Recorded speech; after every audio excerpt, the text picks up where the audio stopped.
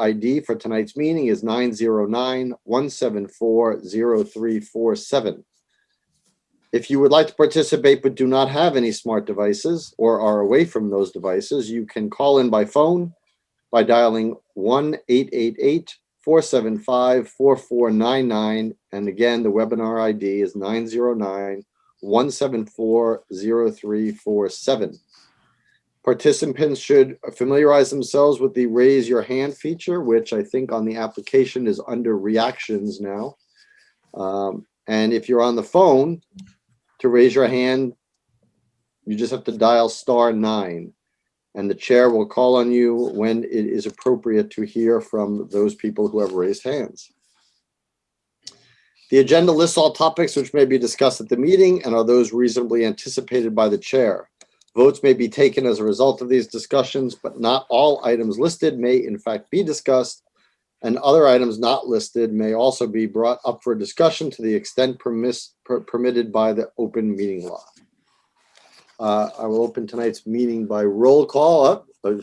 Roll call first. So by the members, Ms. Adams. Here. Mr. Dwyer. Here. Mr. Marino. Here. Mr. Jeffries. I am here. And I am here as well. Madam Town Manager, are you here? Present. Yes. Excellent. Now, without further ado, off to our flag, and Ms. Adams leading in the Pledge of Allegiance. Okay, great. Thank you. I pledge allegiance to the flag of the United States of America and to the republic for which it stands, one nation, under God, indivisible, with liberty and justice for all. Thank you. Thank you. Thank you very much. All right. Do we have any public comment from the board this evening? I do. Okay, Ms. Adams. Okay, sorry about that. I didn't locate my raise the hand yet. I wanted to comment on the town caucus. The dates and different things have been announced. I won't be seeking nomination from the caucus because if I did run, I would choose to pull papers. I did a lot of thinking about it, and the problem I would have with it is not the event itself, because I'm optimistic to see events occurring again, and I want to head in that direction. But by nature of potentially being a nominee, you would have to drive attendance. And that I have a problem with, because I don't feel comfortable driving attendance on my behalf right now, because people have so many different levels of comfort as it relates to the virus environment. And my comfort level for me to attend is much different than my comfort level for me to encourage people to attend on my behalf. So I would lean towards paper polling. I think that overall would have been a better direction to head in this year. But I just wanted to let everyone know, because I know that it's coming up, that I just wasn't comfortable with the idea of encouraging people on my behalf. Thank you. Thank you. Since you mentioned it, do we have it listed on here when that is? I don't have it. I think it's March 15th at 7 p.m. Thank you. March 15th, 7 p.m. at the middle, at where? Middle school, high school auditorium. Oh, it is at the middle school, high school auditorium. Okay, I didn't see that. So for those who are interested, you can be there. And that time for that was that 7 p.m.? 7 p.m. Yeah. Yes. But I would recommend getting there early to make sure that everybody is appropriately spaced. So give more time for people to check in, just like with town meetings.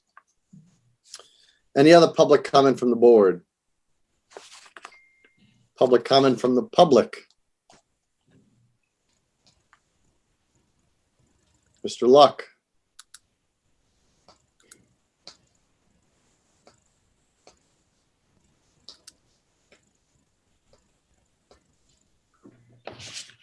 There you go. Thank you. Thank you, Mr. Chairman. Yes, I understand that my resignation is on the agenda for later, but I have a public comment related to it. So I'd like to quickly just read it into the record to give context to my public comment, if you allow. On February 23rd, I sent a letter to the select board, and it stated that this is to notify you that I am resigning my elected position on the Sewer Commission effective April 30th, 2021. It has been a privilege and a learning experience to serve the town and sewer users for the past 15 years. I want to thank you, as well as all the prior board members, for your support over the years. As there is 1 year left in my current term, it is my sincere hope and understanding from the town clerk that as long as the BOS notifies the town clerk of this opening before March 12th and with an effective date before town elections, that this position will be able to be placed on the May election ballot. I feel this is important and hopefully will allow time for someone who is currently on sewer to step forward to fill this position. If there is anything else that is required, please let me know. Thank you and stay safe. That's the end of the resignation letter. Now I make a plea for someone, preferably on sewer, to consider filling this position. The town clerk has already posted this 1 year position on the town caucus nomination list for March 15th, providing a simple way to get on the ballot. During my 15 years as a sewer commissioner, there have been roughly 20 different members and only 4 have been sewer users. The sewer service is completely funded by the users, not by taxes. The sewer commission is different than other boards in town. It has a sole responsibility for the enterprise fund budget and therefore user rates. The system is aging. Many specific needs have been identified. Some are costing the users money every day. Others are sleeping giants. Properly addressing these issues will cost hundreds of thousands of dollars over the next few years. Additionally, the cost of processing our wastewater in Fitchburg and Leominster is increasing significantly. Leominster costs alone are projected to increase by over 35% this year. To cover all of these operating costs, next year's budget requires taking over $200,000 out of the enterprise fund, our savings and capital improvement bank account. I want to impress upon sewer users that these are significant costs and reliability challenges, that there are significant costs and reliability challenges ahead, and your sewer commissioners play a lead role in managing them. The good news is our new DPW director has experience with systems like ours, understands the need for proper maintenance, is open to input, and committed to implementing a robust and proactive maintenance plan. We are lucky to have him. It is my sincere hope that a hardworking, dedicated individual who is a sewer user will consider stepping forward for this 1 year opening. It is a perfect opportunity to provide a meaningful contribution to the sewer users and town, as well as do a 1 year test drive versus the usual 3 year commitment. It's been an honor and a privilege to serve you as a sewer commissioner. Please stay safe and stay well. Thank you. Thank you. And even though we have an agenda item, I want to thank you for your many years of service on the Sewer Commission. 15 years is a long time, and a lot has happened in that time. So thank you for those years of service.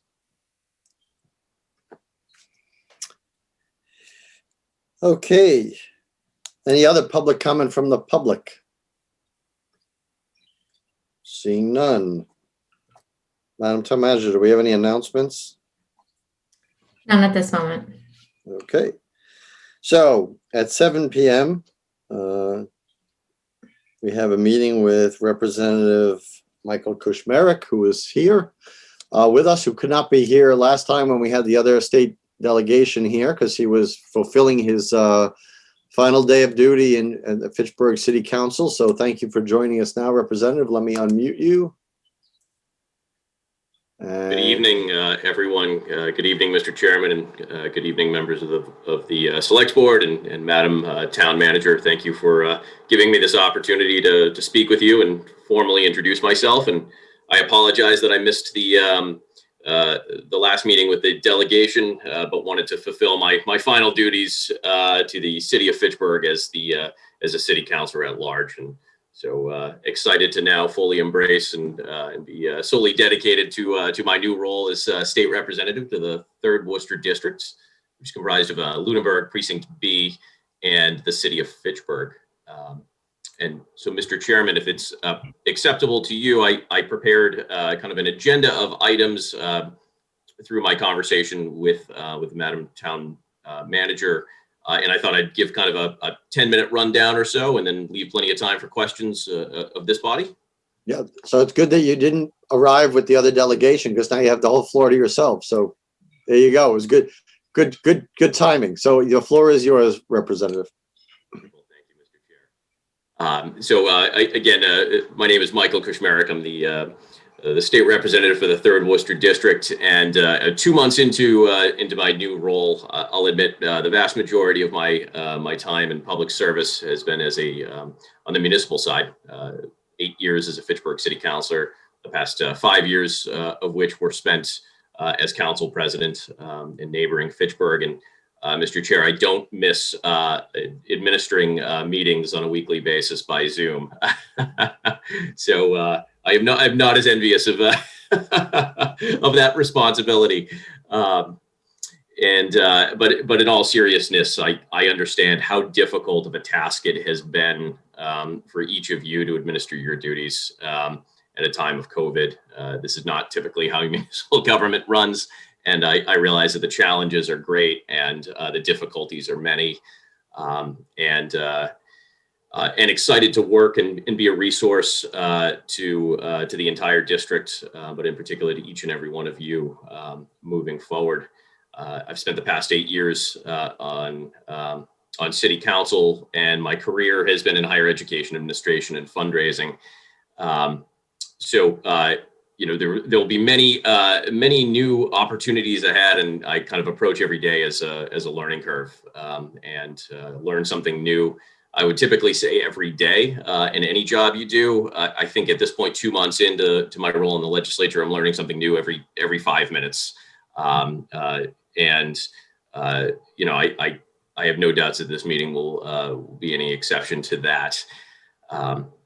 Just last month, I was appointed, and I'm excited to announce that my committee assignments were 2 of my top 4 selections of mental health and substance abuse, really targeting the issues, deficiencies, access, and affordability around mental health and substance abuse coverage throughout our region. And excited to bring some personal experience and a real personal passion and dedication on these issues to that particular committee, and one that I know is really near and dear, I think, to all of North Central Massachusetts, and that's community development and small business. Forms the backbone of our regional economy. It's going to be a lot of work to do, and I'm excited at the opportunity of that joint committee alongside Senator Cronin to be able to bring members of that committee. And hopefully members across our delegation to Lunenburg and to Fitchburg to really talk about and bring better awareness and access to the small business community and the community development at that intersection. Also appointed to the Public Service and Human Resources committees. The Human Resource Committee is a standing committee of the House. We didn't waste any time in jumping into the legislature. Within about a week's time, we were voting on a landmark, or within several weeks' time, we were voting on a landmark piece of climate change legislation that is now on the governor's desk. And we just recently voted on joint rules that govern the committees, 3 of which I'm a member of, between the House and the Senate. And I know that there was some personal interest between folks on this body, and excited to say that last week the House and Senate voted on what amounts to the most transparent and open rules in the history of joint committees of the legislature. Committee votes will now be public. Testimony, wherever appropriate, where it doesn't jeopardize health, wellness, or safety of the individuals who testify, will now be made available to the public. And chairmen of every committee have been instructed to do so. And that's certainly exciting progress. That's a big step forward for the Commonwealth, but not to say that there isn't a lot more room to move forward. I've spent the past 8 years operating under open meeting law, which the state legislature does not.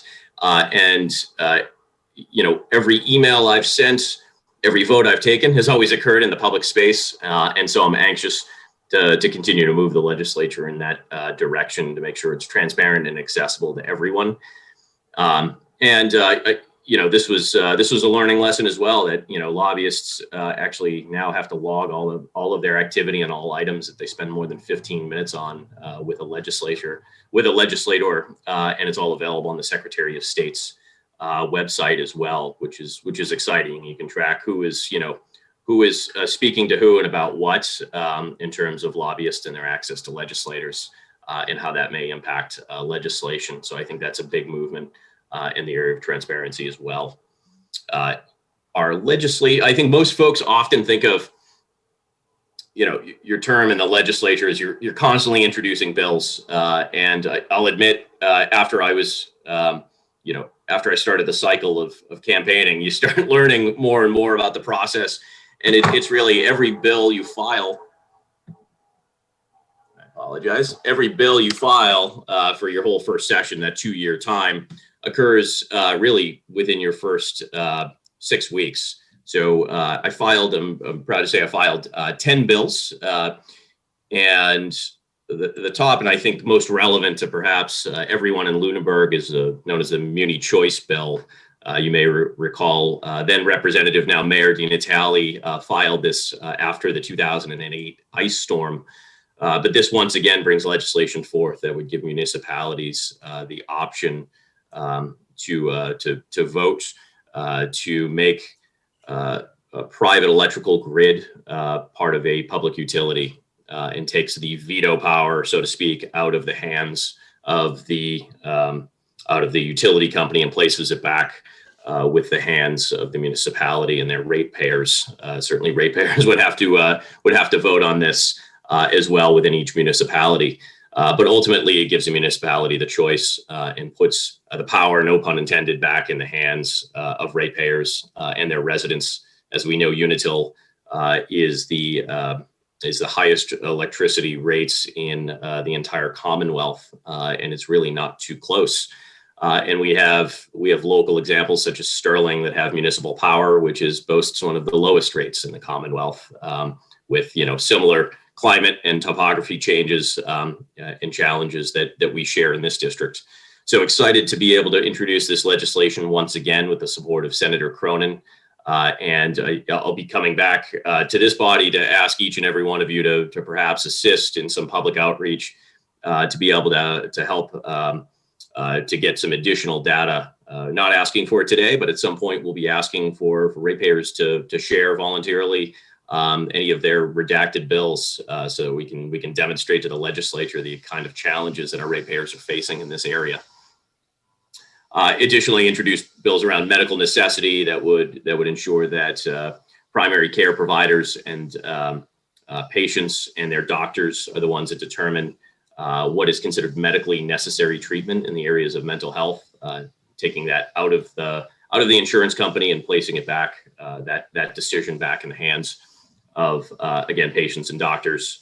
Also introduced legislation around face masks, face shields, and hand sanitizers, making sure that the state during the COVID-19 pandemic is not charging sales tax. It's a necessity. We don't tax other necessities like clothing and food in the Commonwealth. And these are things that are now necessities, particularly if they're mandated by law. So I think it's incumbent upon us as a legislature to recognize that we should be taxing and creating revenue streams, however small, off of these products for as long as they're mandated or necessary to get through the pandemic. And lastly, there's a bill that I filed, and this is a refile from Representative Hay, and this is a veterans burial bill to ensure that all funeral homes advertise wherever there is a veteran who has passed away, all of the funeral and burial benefits that are available to the widow or surviving family for that veteran, to ensure that no dollars or benefits are overlooked because the family was unaware of them. And then I'm also happy to be working with Representative Sina on 2 home rule petitions, one seeking an additional liquor license for Jack's County Variety, and another authorizing the investment of Lunenburg Library Trust funds that were asked of us to put forward. So excited to work with Rep Sina in my first several months to get these home rules through and bring these back for you. And I think probably of a lot of interest to you and everyone else watching is the budget process. Last year was certainly an aberration. That was not a typical budget process extending into the holiday season. And I do not anticipate that we will follow that same blueprint from last year. I expect that this year should be a return to normal where honored by August 1st, we have a finalized and approved budget that we can go back to our municipalities with. Revenue, I think it's important to look, I think we were all anxiously anticipating what revenue looks like statewide. And while things don't look great, revenue is still up year over year. And so, well, this is not best case scenario. It's not what we would have projected 18 or 24 months ago for this year. Revenue, again, is still up. And I still think we should be able to put together a budget that does not rely heavily on reserves. And so with it, I think we should be able to continue to fund, those priority items and honor the commitments of past legislatures around Chapter 70 funding and infrastructure. And so those I know are priorities to you. There's certainly priorities throughout the district and throughout our region. Chapter 70 and local aid, I am prioritizing in my budget requests on a statewide basis, as well as Chapter 90 infrastructure spending. And certainly I've met with the town manager to make sure that we're prioritizing asks for Lunenburg earmarks for the fire alarm system for the primary school and the Flat Hill Road Culvert project. So I'll be making requests. Again, earmark requests are never promises or guarantees, but certainly want to make sure that the chairman of the Ways and Means Committee is aware of these priorities and the benefit that it would be. So I appreciate your town manager sitting down and kind of going through the project a couple of different times so that you make sure we can accurately convey those needs as well to the legislature and to fight for them throughout the budget process. And I'll be coordinating those efforts along with Senator Cronin and Representative Sina. Just yesterday, spent some time on a Zoom meeting with superintendents throughout the region, and this was actually called by your own Superintendent Kate Burnham, and really talking about the needs for resources and some of the challenges that districts will confront around the April 1st back to school date and deadline, if you will. And making sure that the legislature can provide and advocate for any additional resources and funding and better clarification around everything from the ESSER 2 funding from some of the federal stimuluses to other priorities around acquiring the materials that you might need to safely and effectively reopen on April 1st, as well as advocating for prioritization for vaccines to be given to teachers over the month ahead, so they walk in on April 1st with the opportunity to have been vaccinated. And so I applaud your superintendent. She has been vocal. She has been effective in lobbying the entire delegation and making sure that we understand the needs that she has in order to be as effective as possible. So we'll continue to work across the delegation there.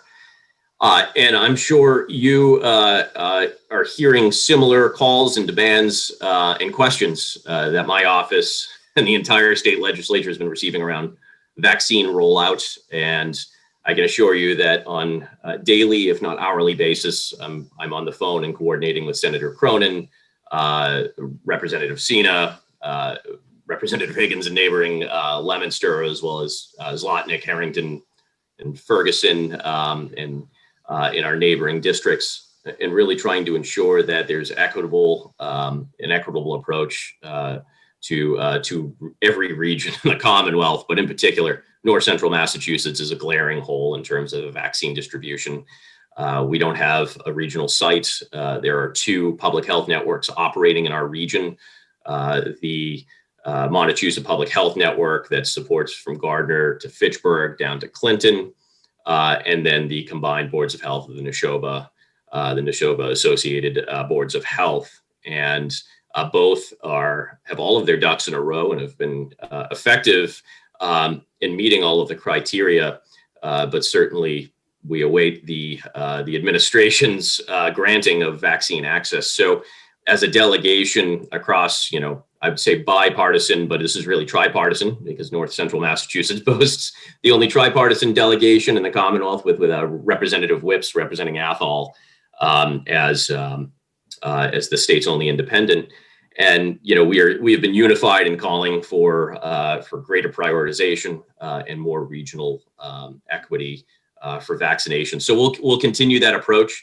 I can assure you that multiple communications have been sent to the administration, Secretary Sutters, who oversees the Department of Public Health, and we are continuing the campaign to ensure that we can get clinics up as quickly and as effectively as possible. Unfortunately, the state continues to kind of move the benchmarks for municipalities. So it's been a challenge, but we are here. And if you ever have questions as board members or the public, please do not hesitate to reach out to us. It is right now, it's about 50% of our constituent calls and outreach right now is around vaccine vaccine delivery and vaccine locations and wait times. It is frustrating, I'm sure, to each and every one of you on the municipal side. It's certainly frustrating to myself and my colleagues in the legislature. And we will continue trying to work as closely with the administration as possible to accelerate the rollout in this region, which has been largely overlooked these past couple of months. And I guess along those lines of encouraging folks to contact me in my office, do not hesitate.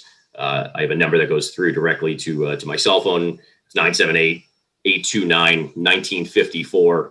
And my email is michael.kushmerek@mahouse.gov. And it's posted on the State House's website as well. And so we welcome, never hesitate to call, reach out with questions, with advocacy, or with concerns. And so with that, Mr. Chair, I'm happy to, I realize I've gone a little bit over my promise of 10 minutes. Like any good elected official, I've gone twice the time. So I'm happy to stay as long as you need to answer any questions that you and your members have. I will hold my questions, and I would open it up to the board members if anybody has any questions for the representative. I have one. Mr. Marino.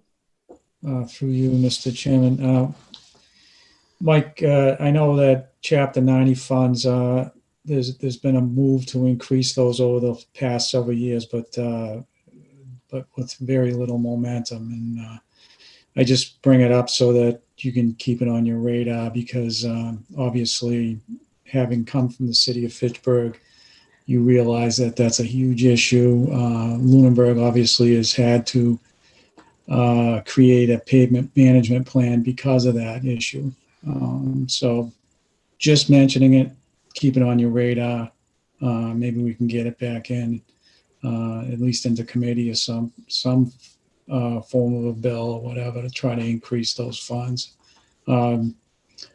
It goes without saying that, and I don't want to pick on Fitchburg because every city and town has the same challenge, but you drive around some of these cities and towns, and it's getting to be like a third world country. So I don't disagree. You're absolutely right. Chapter 90 funds are essential. The pool is not large enough, and the distribution the distribution method isn't necessarily the most helpful. They disproportionately affect, smaller communities that don't have a massive economic development base. And so I think there's a lot of appetite, for years there's been appetite around both increasing the size of the pool of funding for Chapter 90 as well as the funding formula. And so I've already begun some conversations with I think everyone west of 495 is largely in that same boat of, a little bit stunted economic development growth that disproportionately it's 1/3 of the funding formula. And so I think it's time for us to reopen that conversation and see how we can get some better investment in infrastructure. Let's be honest. I think, the 3rd Worcester district has almost 300 miles worth of public road. Not to mention you start layering bridges and dams. We have more infrastructure and more infrastructure liabilities than the vast majority of districts in the Commonwealth in terms of what municipalities are responsible for. And so that's an incredible challenge. Municipal budgets were never set up to deal with that. You see it each and every day. It shouldn't take special acts in order to get roads paved, but unfortunately that's what it's come to. That's just not, quite simply, that's not sustainable. So you're absolutely right. The legislature needs to do a better job. We need to get more funding back to municipalities. And that's certainly something I'll be advocating for. Thank you. Ms. Adams. All right, I wanted to say thank you. It's nice to meet you. You're obviously extremely well informed with 2 months. So I appreciate all that data and information on everything, and being the squeaky wheel for things like the vaccine. I have an unrelated topic of something that hasn't come up in regards to public safety. That's the first topic that led me to getting involved in town government, and occasionally something pops up in the papers regarding school resource officers and legislation to change the way schools use school resource officers, or in some states working on restricting them from being in schools. And so I just wanted to take this opportunity to say that things like that I really hope stay in the local space and stay out of state legislation. I would want to encourage yourself or any other local representative or senator to take a look at Lunenburg as a great example. We've had Officer Sean Zarate and now Officer Brad McNamara. They're an essential part of the culture in the school. We have Officer Hank, who is a dog, who is I think, a very important part of the Lunenburg Middle High School. And so I don't know the specifics on the bill, but my mother was reading about a bill that was working against the role of the school resource officer. And so I just want to say, when it comes to things like that, please encourage the state to leave those things local, because how people use these different roles may be very. Thank you. Absolutely. I couldn't agree more. I think it's crucial that every municipality has the ability to make an informed decision there about what's best for their districts. I can speak from my experience at Fitchburg. I think it's been an incredible program, working alongside Chief Martineau and the superintendent. We found it was a really effective model, and the argument was actually for more student school resource officers, not less.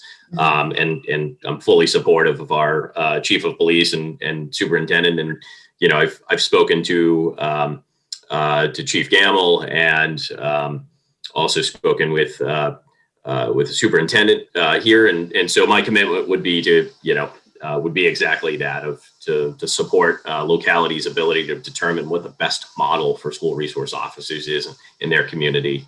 I tend to think they're incredibly effective, and I see the need for municipalities to continue to make that decision. Okay, thank you. Absolutely. Mr. Jeffries. Yeah, it's a pleasure to meet you, Representative Kashmir. You have an excellent first name, by the way. So, but I want to speak briefly about just one of the challenges that we have in our communities as it relates to seniors, and then I want to just mention a smaller issue that I'm sure it's pretty quick for you to help us out with. So, one of the challenges, especially now that I work in the Boston area, and there's an exodus right now from the cities. Everyone wants to come out to this part of town. Our property values are going way up, which for many of us is a great thing. But the challenge for us as a community is our seniors, where you have in a small town like Lunenburg, we don't have a lot of commercial industry here. And, people live in our, residents live in our town. They raise their families. They're here for, their whole lives. And then they get into their most vulnerable years, and the taxes are killing them. I've heard from people that their taxes are higher than their mortgage payments ever were. And so, we have a challenge. Later on tonight, we're going to talk about home rule petition as far as what we can do on a town level to help give some kind of tax break to our seniors. But right now we have this kind of flat tax system. You have to be, it's difficult, I think, for a lot of people to qualify for the breaks that are built into the law. So I think that it would be helpful if we can come up with a program on a state level that will assist us with funding for, where we're looking at people who are in communities for long periods of time, 20 years or so, who are above a certain age, 70 or so, and where we can slow down the rate of tax increases to them. So that's one area that would be helpful if you can work on that. And then the second issue that's really minor and small is that last year I've heard from a few people that we're having a problem with bottle redemption, and this is coming from the state. So last year when all this stuff started, there was a restriction put on bottle redemption. And then when it was lifted back in June, many retail establishments are allowed to limit the amount of bottles that can be returned to like $6 or 120 bottles. Meanwhile, there's no restriction on how much they can actually sell.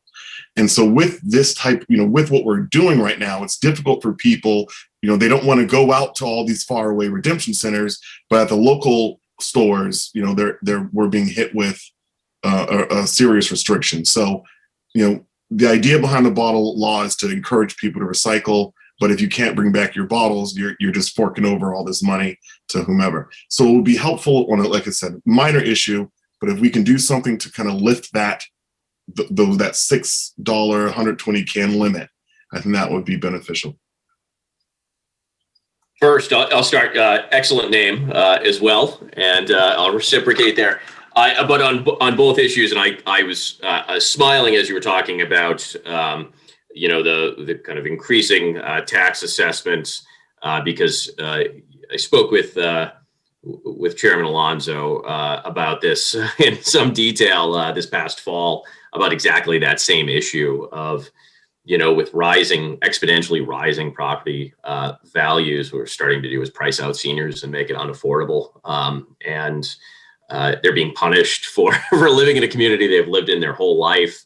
And they're being punished for their property values going up. And in most cases, it's vastly outpacing any increases in their income, if there's any increase in their income whatsoever, right? We rarely see a COLA for our seniors on fixed income. So there's a huge need for us to just to work on that discrepancy happening. And there are some states that have created models, California, as well as some other states throughout the country over the past 10 to 15 years to really address this. So I would be happy to work with you and perhaps Chairman Alonso we can take a look at. I'll ask my aide to pull some bills that have already been filed this year, and maybe we can get together on a Zoom meeting and take a look at a couple of options. And if the current bills that have been filed are inadequate or don't really get at the heart of the issue that you're speaking to, I'd be happy to then work with you in the year ahead to hone in and craft some language that would be effective in ensuring that we're helping our seniors out in our communities. With regards to bottle redemption, I'll get a little bit more information and see if we can't get at kind of the root cause of some of those issues and how we might get some immediate relief out to folks. I suspect that over the next couple of months, there'll be some natural easing there on some of those restrictions, but we'll begin to make some phone calls and we'll circle back with you. Appreciate it. Thank you. Absolutely. I will ask mine at this point. So first of all, along those lines of the senior tax relief, I know our town manager has provided to the board, the select board, a model of a program that was just recently enacted by special legislation in Wakefield, I believe, correct? Yes. So that has actually been distributed to us as a starting point. So I think we're going to touch on that maybe tonight. Probably not in depth, but just to introduce it. So I'm glad that issue came up. I also want to thank you for refiling the Muni Choice Bill. I've been a big proponent of this since day one. I was very sad that it didn't gain traction earlier, and then it just kind of got left for dead. I don't understand, and your predecessors in both your district and in Representative Cena's district could never explain to me why we're not getting the traction in state government from other places in the Commonwealth when this could affect everybody. So hopefully you'll be more successful and push it with a little more strength. Not that they didn't try. I don't want to say that, but it's time we get more traction on that. Also on the bond bills. So yes, we have those projects, and whatever you can do to, especially if you're saying revenue is a little bit up and maybe not what we've had foreseen, but the bond bill items that we have on the list are important to us. I'm sure there are other issues that other municipalities have that are important to them. So anything we can do to get some of those released would be a great assistance to us. Lastly, I have a question for you. You started out your comments about the legislation that the House and the Senate passed about transparency. And I would be remiss if I didn't ask, and I don't mean to put you on the spot, but I guess that's part of my job and That's why I'm here. what I have a penchant of doing. There was an Amendment 8, that actually you mentioned a lot of these things, more detailed committee votes being public and public testimony being made available. There was an amendment number 8, that was before the House, that got defeated, that had all these things in here. And I did know that Representative Cena voted for it, but you and Senator Cronin both voted against it. I want to give you the opportunity to explain what was in that amendment, that since you highly touted the transparency in the beginning of your comments tonight, why you voted against that amendment. Yeah, so it's a fair question. So the House put forward some rather sweeping changes to finally, and it seems obvious and it's shocking that it hadn't happened in the past, was to make committee votes public, and to put that, so that was included in the rules package, and then as well as allowing chairs to start releasing the testimony. You're right. There was an amendment that came forward, and it was fairly sweeping, and I'd say it's a broad brush instead of the scalpel of saying that all committee testimony shall be public, with a couple of exceptions in committees around health and safety. The initial concerns that I had, and that overwhelmingly everyone from the Progressive Caucus through many Republicans had issues with, were around all committee testimony becoming public. And so, for example, I serve on the mental health, Joint Committee on Mental Health and Substance Abuse. There's some really sensitive information. Would it endanger the safety of someone if that information became available? Not necessarily. Would it endanger, public safety or their health? Maybe not. But it's incredibly sensitive, traumatic moments in people's lives. The same could be true for healthcare financing, some other committees. So it was more of a broad brush than the scalpel of saying, okay, we need to go through over the next couple of years and really detail what are the committees that by right, financial services, transportation, those should all be public, right? It's pretty rare you're going to have things that jeopardize public safety or the health or the well-being of someone and put them into, there's rarely sensitive information there. But there are sensitive information and sensitive testimony that's given in some areas, and we need to make sure that we're protecting and encouraging people to continue to come forward to testify. And I think part of the heart of getting at, we want to make sure that, again, that the core information and who's presenting to the legislature, we can still get at that through the Secretary of States and the lobbyists, making sure that all of their activity is filed, coupled with those committees that will, I think the overwhelming majority of committees will be releasing wholesale all of their testimony as well upon request. So I'll continue to advocate for that. And over the next 2 years, what I'd like to do is then go through, let's designate which committees by right should be released with the votes. And then we need to go through and designate those committees where some of that information is naturally more sensitive, and we have to go through and perhaps redact for the safety and well-being of people who provide that testimony. Well, I would encourage you to do that, because as you mentioned, all the years that you had to operate under open meeting law as we do, it always looks like a one-way street that, you know, the people who are making these open meeting laws that we're all subject to don't follow it themselves. So I understand there are certain exceptions that the state deals with. You mentioned some right there, and I completely agree in those areas. I think those exceptions should be carved out, but as much as possible, really, the state should be able to follow the rules that it expects municipalities to follow as well. So whatever you can do to promote that, I appreciate. Absolutely, and I don't disagree. And I want to thank you for coming. Does anybody else have any questions? I want to thank you for spending this time with us, even though we went over, but that's okay because, you know, it's not like you're going to be here every week. So I appreciate that. And communication's a two-way street. If you need anything from us, you can reach out to myself or the board or the town manager. More than happy to, and we will do the same. Wonderful. I certainly look forward to the continued partnership and collaboration. And please do not hesitate if there's policy items and in areas that you individually would really like to address. Please do not hesitate. Happy to sit down and do a one-on-one and really get at the heart of any issue that you're either personally or professionally interested in. And you know, I just want to make clear that I realize that Lunenburg is, you know, I cover 1/4 of the town of Lunenburg, and it's maybe, you know, 20% of the total size of my district, regardless of whether or not you live in precinct B or A, C, or D. My office is available to you, and we're constantly working with Representative Sina. I don't want residents to get hung up on which district do I live in, which side of the street do I live in, and who can I call my office. We're here to represent you regardless of what part of the town you live in.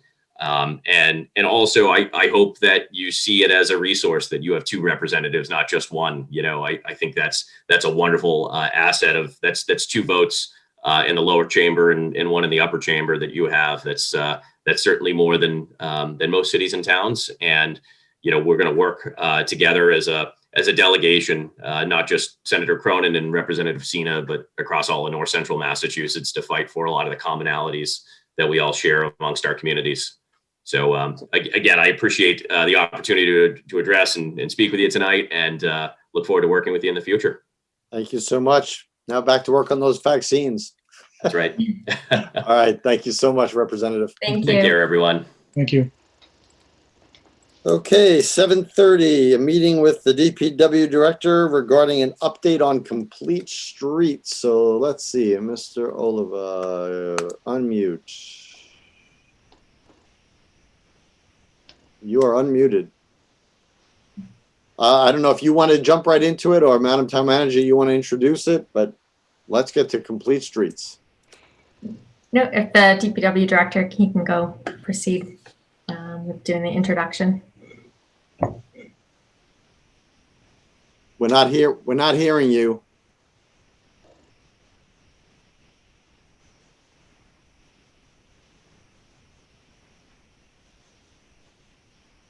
Still can't hear you.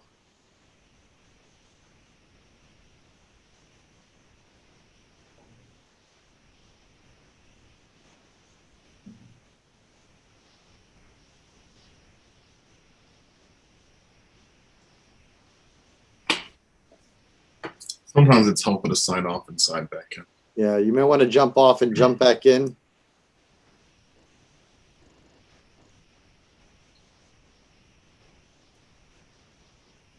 I will say, as we wait for him to join, that rarely happens when you have in-person meetings, that you can't hear the person next to you. So.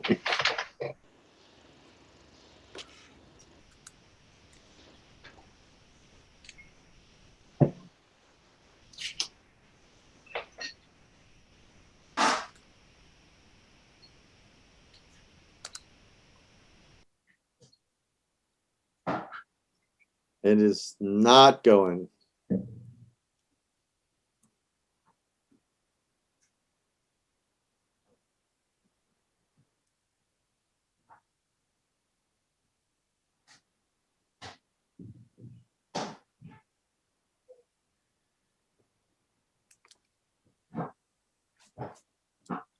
Let's go while he's coming back in. Do you want me to screen share the complete streets? I was gonna plan? say we can wait for him. I have a funny hunch he's gonna reboot or something, so Okay, maybe we should just do the resignations and the appointments while he comes back in. okay. So we have a resignation from the Sewer Commission we heard earlier this evening from Carl Luck, effective April 30th, 2021. He has submitted that letter to the Sewer Commission. He has submitted that letter to the Board of Selectmen, and we have notified, and he has notified the town clerk. So the remainder of his term, which is 1 year, will be on the ballot for this upcoming May's election. So again, as I said earlier, I want to thank Carl for all his years of service with the Sewer Commission. I think he said 15 years, so that is a solid amount of time. And we have the ratification of the town manager's appointment of the Council on Aging van driver Orlando Santos. Yeah, so the Council on Aging Director is on the line. I don't know if she wants to say any words, but the appointment before you is to appoint Orlando Santos as another Council on Aging van driver. He comes with qualifications as working with MART previously. So he's well experienced, will not have to go through the training that other employees that we hire that have not come from MART are required to do. So that's a benefit to the town. And I don't know. Sue, do you have anything you want to add to that? I'll let Heather continue. I was going to pass it along to you, Sue. Oh, okay. Yes, it's great to have 3 van drivers again. We had a period where we had to stop van service due to COVID concerns. And that means everybody gets stopped from their medical appointments and things like that. So Carlos comes to us with experience at MART. He knows all the rules, and the great thing about it is he is an employee at MART right now, so he can still work for us, and we can forego all of the physicals and trainings because he has it all. So he's ready to go, and hopefully we'll get him to work a week from Thursday. Sounds good. Does anybody have any questions for the town manager or the Council on Aging Director regarding this appointment? If not, I would entertain a motion regarding this appointment. I move to ratify the appointment of Orlando Santos as the Council of Aging van driver. Do I have a second? I'll second that. Okay, any further discussion? Roll call vote here. Mr. Jeffries. Aye. Mr. Dwyer. Aye. Mr. Marino. Aye. Ms. Adams. Aye. And an aye for myself. He is so appointed. Thank you very much for that appointment. I'm glad he's going to hit the ground running or hit the bus running. Or if that's The a good road. term. Hit the The road. road, hit the road driving. There you Yeah. go. There's a song for that, isn't that? Hit the road. Probably. I don't. You should Thank have you. him roll down when the weather gets nice. He can roll down the windows and blast it out the windows. Thank you. Have a good night. Thank you. You too. So, Mr. Oliva, can we Can hear you you? hear me? Can you hear me Yes, now? I can hear you. Hey, sorry about that. Technology stuff's going to catch on. I'm telling Yeah, you. that's my first Zoom glitch, so I'm happy we got it solved. All right, so the Complete Streets project, we've met with our consultant. They've given us a schedule for moving the project forward. Heather and I had looked at their design. It looked pretty good. They've recently submitted further draft documents, which they're proceeding with to get the project advertised in a week on the 10th, and then it will be advertised in the Central Register on the 24th. Actually, that can't be right, but we're shooting for a bid opening for the 29th. So the plans include new concrete sidewalk with granite berms, new handicap curb cuts at all the crosswalk locations. Essentially what it is we have some new sidewalk. If you start at Main Street, at Mass Ave, you cut in front of Town Hall, proceed with a handicap ramp at Town Hall, not for the parking spaces. That's actually something we'll talk about in a minute. Then proceeding down Main Street, you pick up with new curb cut at Memorial Drive, a new crosswalk to go across Main Street. Then new concrete sidewalk down Memorial Drive to the senior center, to the parking spaces on Memorial Drive, just past the senior center. Again, all concrete with new granite curb and new curb cuts.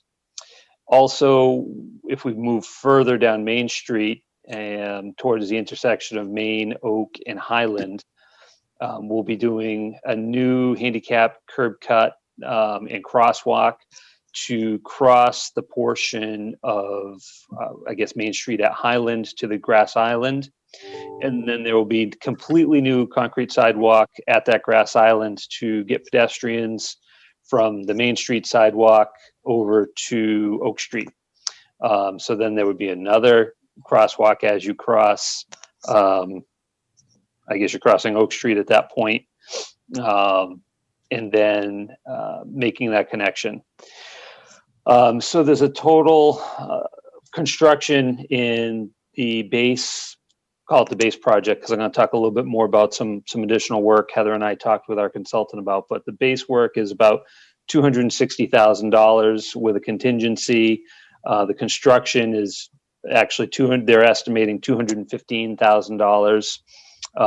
Heather, I believe the grant from Complete Streets was $258,000. Yes, I believe that's right. Okay.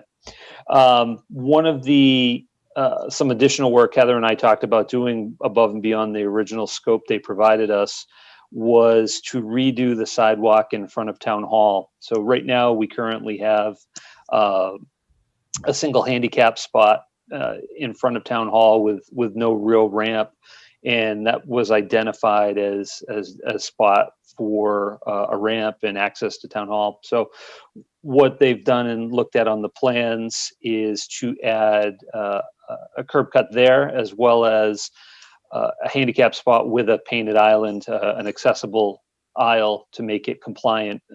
So that's added in. They've provided another plan for that. So that's what will likely go out to bid. So it will clean up the sidewalk right in front of Town Hall, and then extend the new sidewalk a little further down Main Street, I believe all the way down to the curb cut that will get you onto Memorial Drive. The cost of that with the additional work, the base on that for construction is almost $253,000. Of course, we'll add in a contingency, so it goes up. So we're hoping that with the bids coming in, obviously they'll come in under what we're budgeting for, so we can do all the work at Town Hall, besides the base scope work that World Tech had been looking at. Part of what they're doing and showing on the plan is the crosswalk across Main Street from Main Street to Memorial Drive will include flashing beacons, the kind it'll be on both sides of Main Street. You walk up, press the button, and you get the high visibility flashing lights to alert drivers that there's a pedestrian crossing or about to cross. Existing signs within the sidewalks will be removed, or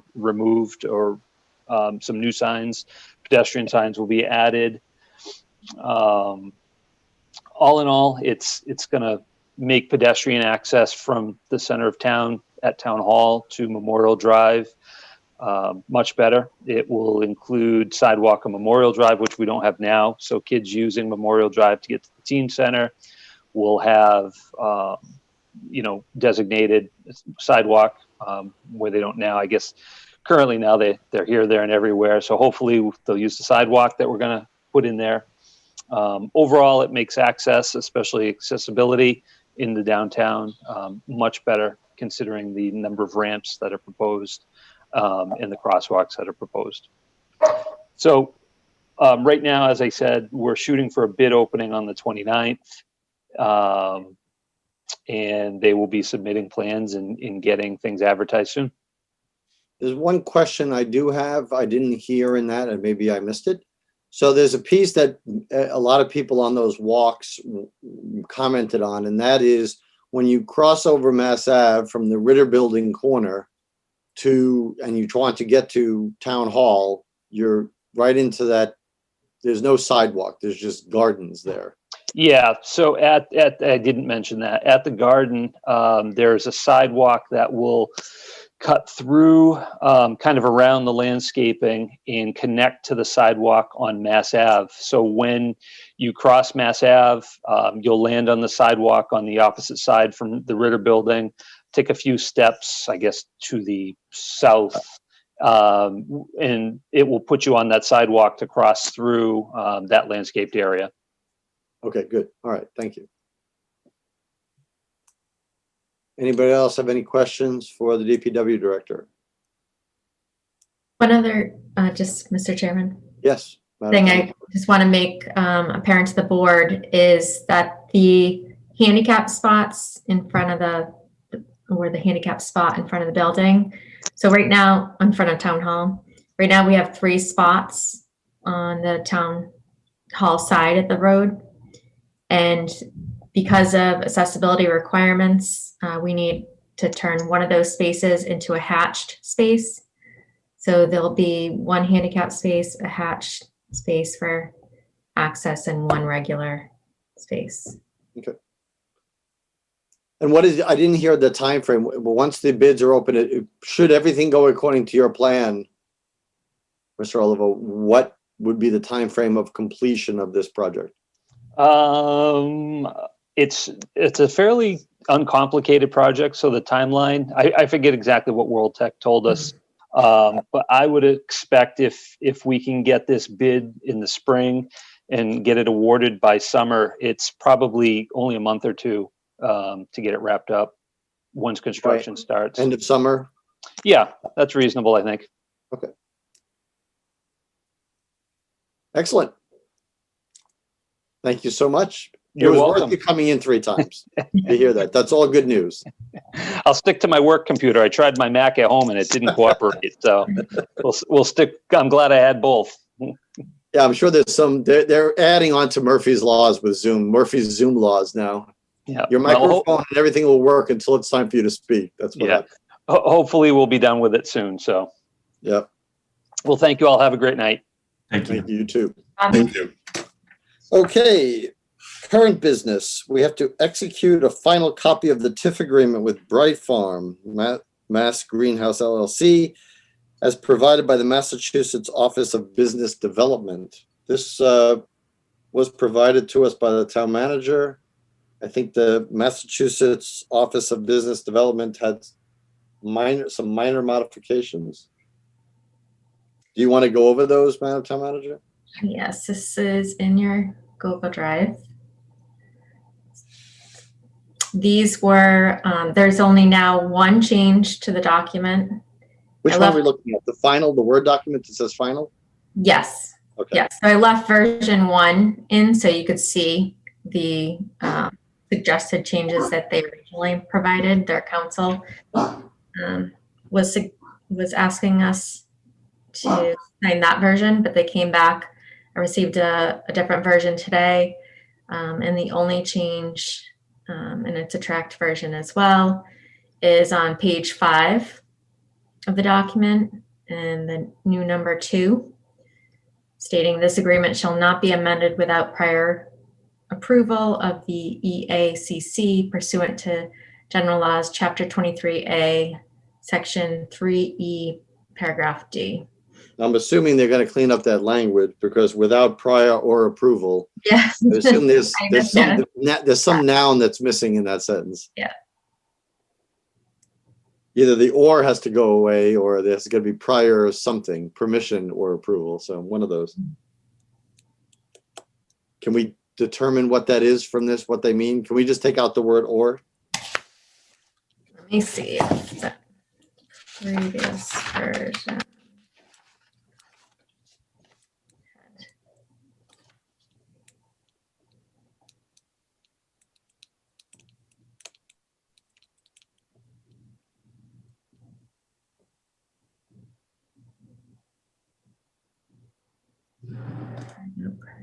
would say that you're removing the word or. Okay, so that's what we're gonna, is everybody following the document? If you are, then we're gonna vote on it without the word or. We're gonna vote on that being stricken because obviously it's a grammatical mistake. Somebody either typoed it or something. Anybody have any questions about the document? Yes. Yes, Mr. Jeffries.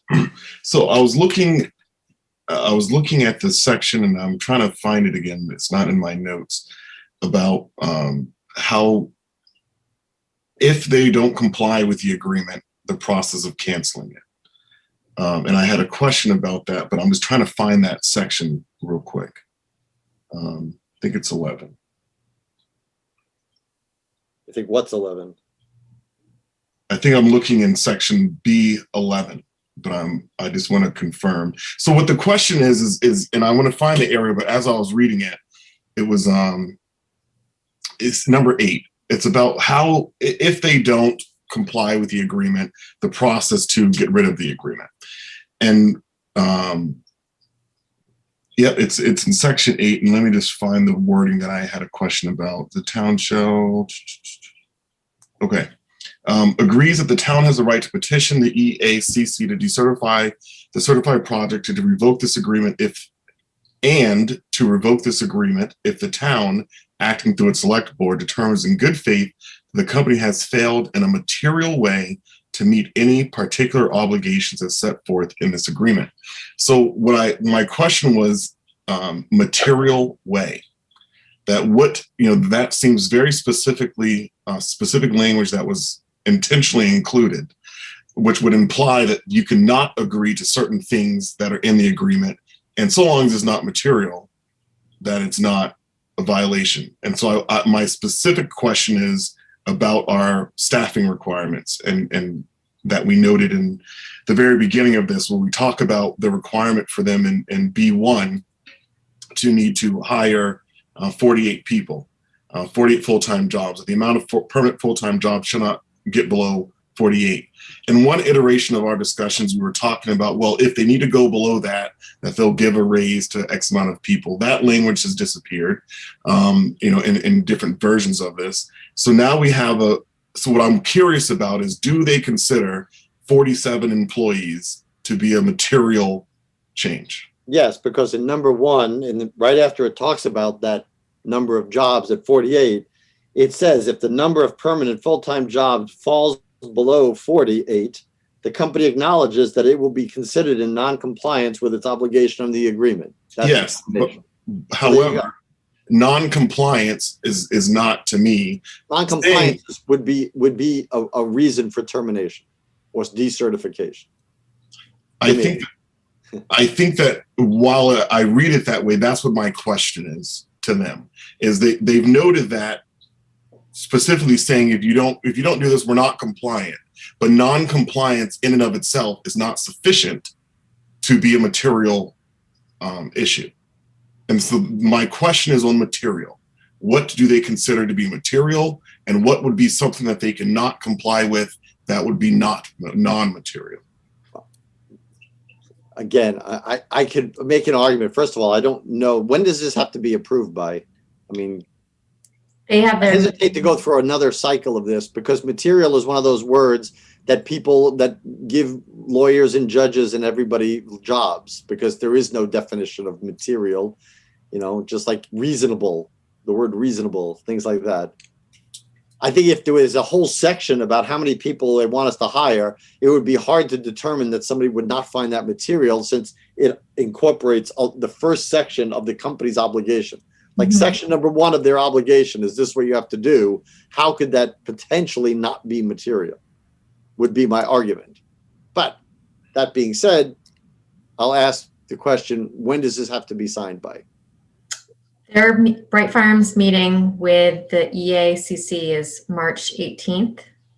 So it would need to be signed before then. I don't know how the rest of the board feels. I am totally comfortable with the language. I understand your question, but I am totally comfortable that especially as it pertains to the employee number, it is very clear that they have an obligation, and of following that obligation would be a decertification. Mr. Chairman, Mr. Marino, material is just a legal term, and basically what it means is it relevant? In other words, material means relevant. If it's irrelevant, if we made a decision on that and there was a court case, then they might ignore it. But we have to look at things, we have to examine, is the violation or is the lack of compliance with this agreement material? Is it relevant? So it's, we can't just arbitrarily say, well, we think that they're not in compliance. We have to have a relevant reason to bring forth some kind of action, basically is what material means in a legal sense. That's all it is. It's just a legal term. I don't have a problem with the language based on the fact that it's that paragraph seems to make perfect sense to me. That's just Dwyer. I agree with Ms. Marino. I've read through the agreement and I'm comfortable with the language. Member Jeffries, I completely understand his point and his trepidation and wanting to be cautious. But I think the agreement gives enough leeway for us to make a determination. I mean, first we have to have a hearing before we begin any sort of formal decertification process, and then then we write a letter. And if the board thinks that votes that they violated the agreement in some material way, so we make that determination, then then it's brought to the EACC. So I'm comfortable with it. Ms. Adams. Thank you. I have the same opinion as Member Dwyer in terms of thank you for bringing up the jobs. I think those type of things are the important balance between giving them a tax benefit, but also ensuring that there's something good coming to the town. But for me, overall, I'm very excited about a project like this. For all these years, we talk about economic development and Lunenburg's agricultural nature. So I feel really good about this business coming here. And so I think it's nice to take steps forward, in the direction to get it all started. Even if we have time to look over it again, I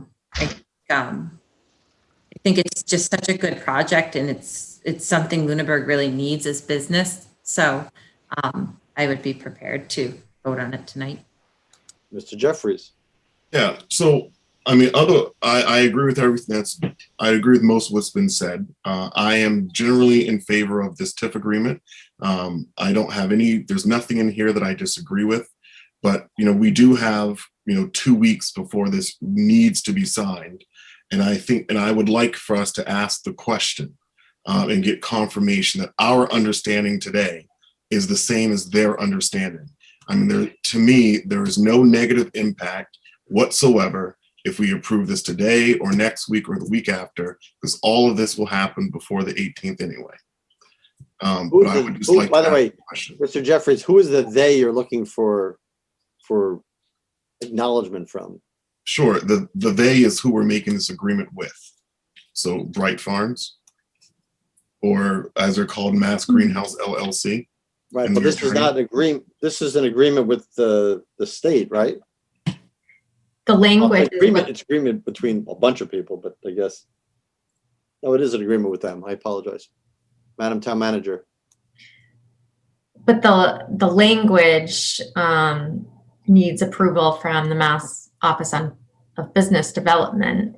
And it was their council, not Bright Farms Council, who made that amendment. And as far as clarification on the material word, if there were any further revisions that you were looking for, I'm not sure we would be able to accommodate that, because it could be a substantive change and not a non-substantive change. Well, but however, I mean, if we ask the question to them to get confirmation that their understanding is the same as our understanding, and their answer is no, we do not think that if we drop below 48's material, I think we all would agree that we don't sign this agreement. Because that was one of the key sticking points that we had, was the economic impact to our community. So I guess I'm asking the rest of you if we all can agree that we think that there's no problem, if we can just get confirmation of that, then approve it. Unless they had a legal document, I don't think if they said something one way or another, it would be necessarily legally binding, first of all.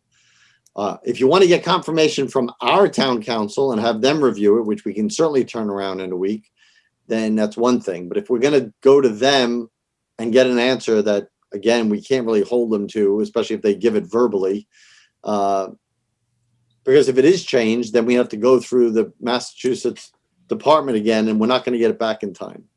So there's a lot of 2 weeks. It's only 2 weeks. If we want to get clarification from Mead and Costa, that's one thing.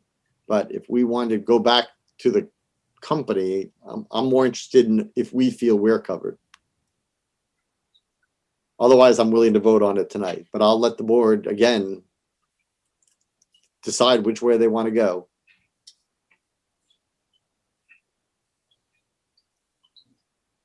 Any opinions from the board? Do you want to follow? Do you want to say we want to get further word before we sign it?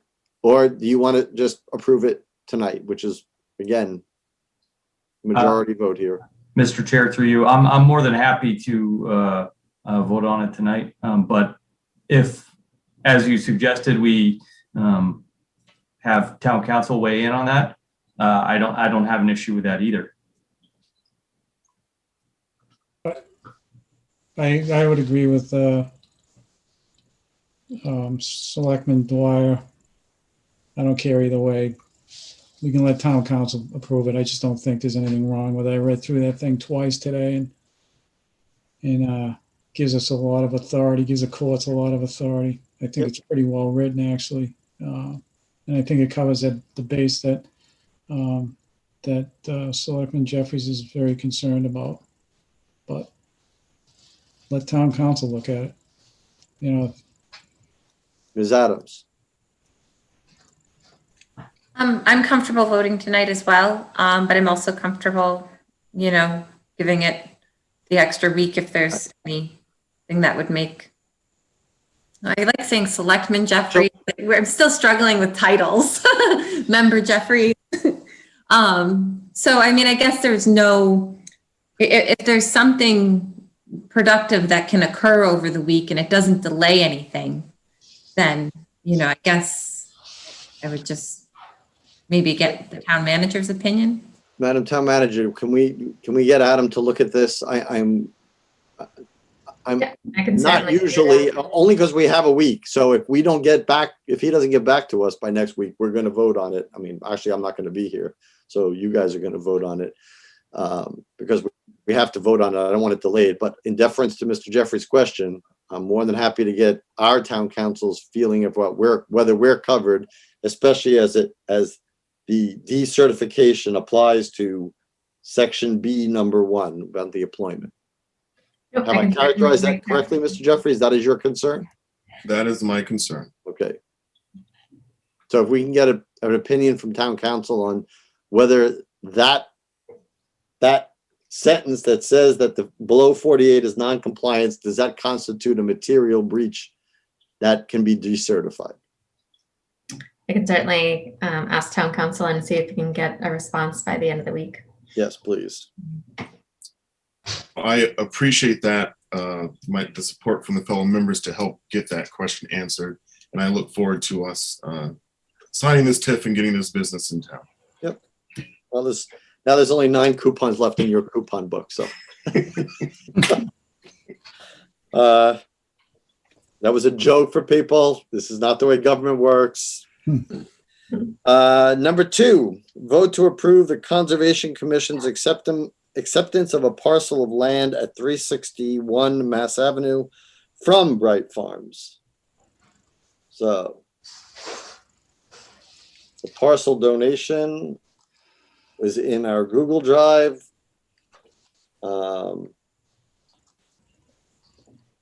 And they have, if you looked at the two proposed votes, they read their vote into the record and voted on it at their, I believe, their last meeting last week or the week before.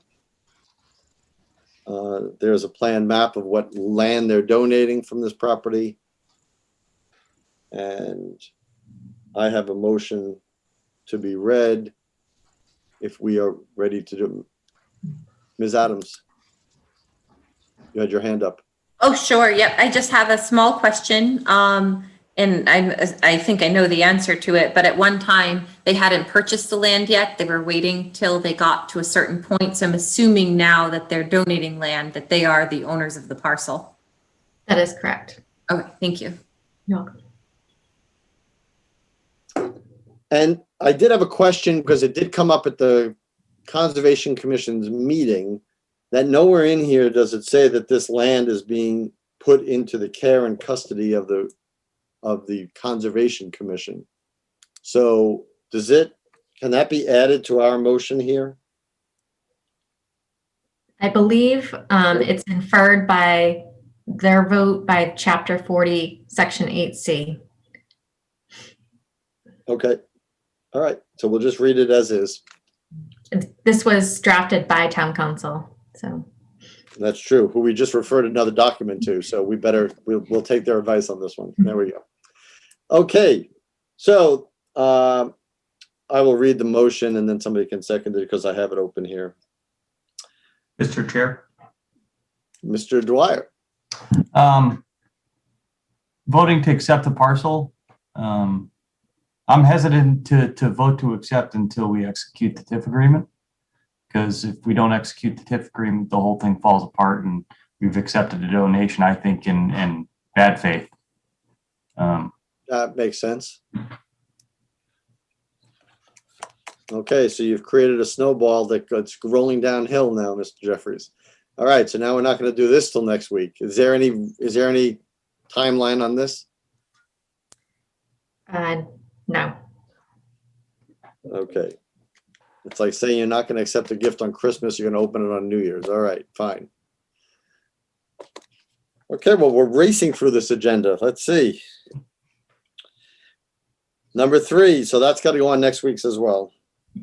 Request for a temporary extension of premises to outdoors for 2021, Section 12 licensees for Il Forno, Smokestack Roasters, On the Rocks, American Graffiti, Donnelly's Tavern, and Kindred Spirits. When are we extending this to? So the executive assistant put together a memo. The executive order from the governor allows for the temporary extension of outdoor premises until 60 days after lifting of the state of emergency. So that's the parameters that the board has for the extension. No later than that date. Okay. Is there any discussion on this? It seems, again, pretty straightforward. All right, then I would entertain a motion regarding these requests for temporary extension of premises to outdoors. Sure, I would make a motion to accept the request for the temporary extension of premises to outdoors for 2021 Section 12 licenses for Il Forno, Smokestack Roasters, On the Rocks, American Graffiti, Donnelly's Tavern, and Kindred Spirits. All right, do I have a second? Second. All right, any further discussion? Roll call vote, Mr. Dwyer, Aye. Ms. Adams, Aye. Mr. Marino, Aye. Mr. Jeffries. Aye. And an aye from me. Next, approval of minutes of February 9th and February 16th, 2021. These were provided to you by the executive assistant. If anybody has any objections to any of those or changes to be made, please let us know now. If they are not, then I would entertain a motion regarding those two sets of minutes, February 9th and February 16th. I would make a motion that we approve the minutes of February 9th and February 16th. I'll second. Okay, roll call vote, Mr. Dwyer, Aye. Ms. Adams, Hi. Mr. Marino. I think I have to abstain on the 16th. I don't think I was here. Okay, so yes on, aye on the 9th and abstain on the 16th, okay? Yeah, the aye on the 9th, abstain on the 16th. And Mr. Jeffries. Aye. And that reminds me, because I think I was at both meetings. Yes, aye for me. Okay.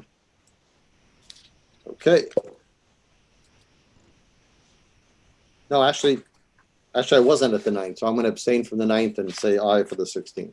So I apologize for the confusion. I did sign warrants last week.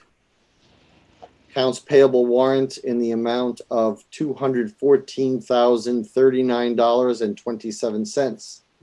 A payroll deduction warrant in the amount of $736,626.65. And a payroll warrant in the amount of $846,056.79. Action items. I have two action items. One is that one action item, just the board should have received notification that the request to the Lunenburg Water District Board of Commissioners for appearing tonight or next week was declined. They then said we can always come to one of their meetings. The meeting they suggested was way too short for us to post.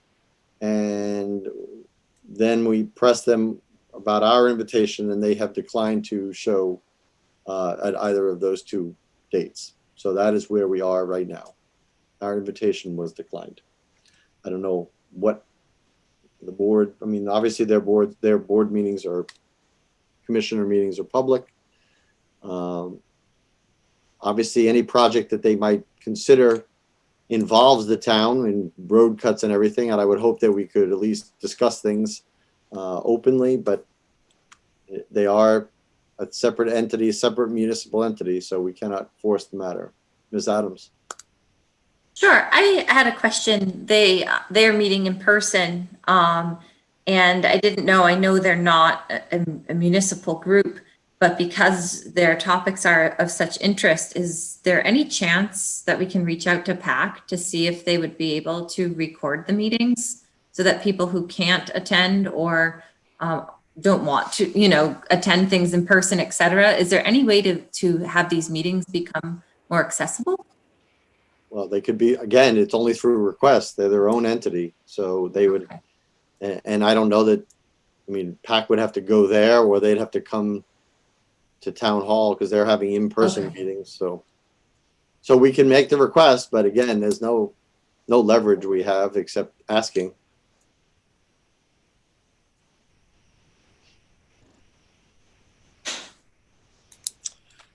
Okay, any other action items? Okay, committee reports. I'm sorry, I was slow to my. Oh, sorry. Go ahead. I had a couple things to ask, and something might come up in committee reports. So sorry if I'm jumping ahead.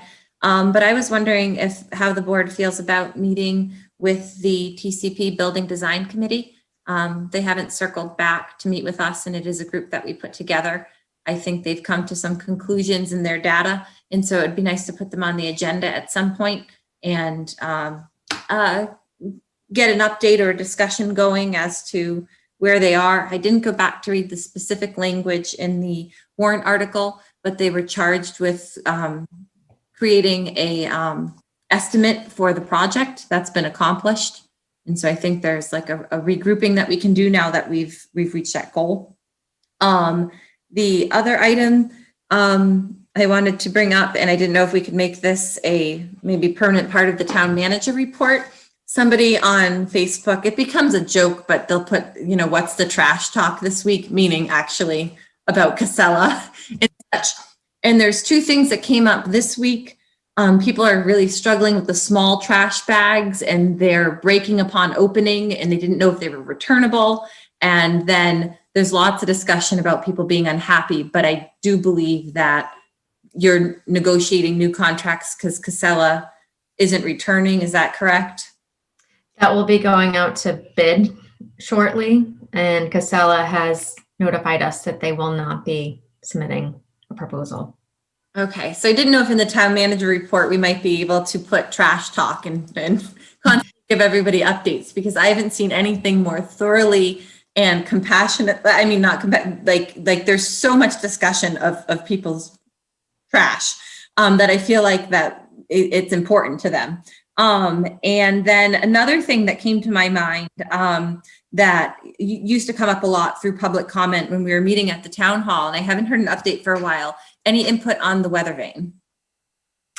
We need to get the tower structurally, have a structural assessment, which I've talked to the DPW director and the architect that we've been using. So it just needs better weather, because we need to get a lift to go up and do the inspection. Okay, thank you. I know there was a couple that really was pursuing the weather vane, and I think it's been a couple years out now, so it would be nice. Do we actually have a weather vane? Is that true? Yes, it is. Thank you. And just before people ask, it's not the original weather vane. So No. we could not locate the original weather vane. I know people are angry or upset and frustrated, but just before people ask again, we bought another weather vane, and before it can go on, we need to do that structural assessment. And I do have an update of the first trash item of the bags. I have gone over, we got some samples. Actually, the town manager got from Town of Acton some samples of other dimension bags that have the same capacity, but they had a wider mouth. And we looked into those, and those actually will work. So we're actually, upon reorder, and please correct me if I'm speaking out of turn, Madam Town Manager, upon depletion of our current inventory, the new bags will be these new dimensions so that you can actually put them in a trash barrel. Thank you for your persistence, Chairman Alonso. And well, I mean, it is. It's weird. I keep having to admit the same person over and over again. Anyway, any other action items? I just have a question for the town manager. I noticed with all this wind these last couple of days, the amount of trash and recycling that's being blown out of people's recycling bins. Do we now have bins that are available at DPW with lids? No. Okay. I know we had talked about this before, but I think that I would encourage that we may want to look into this.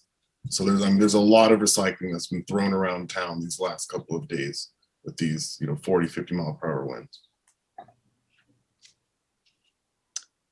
Okay, committee reports. Who has a committee report?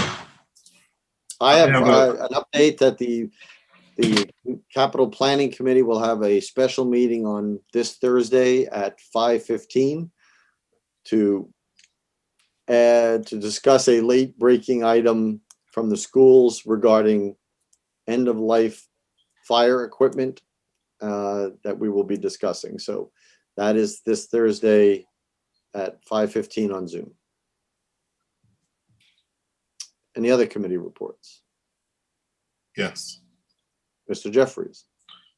All right, I have 3 since our last meeting. The library trustees meeting, that was the end of last month, third Thursday.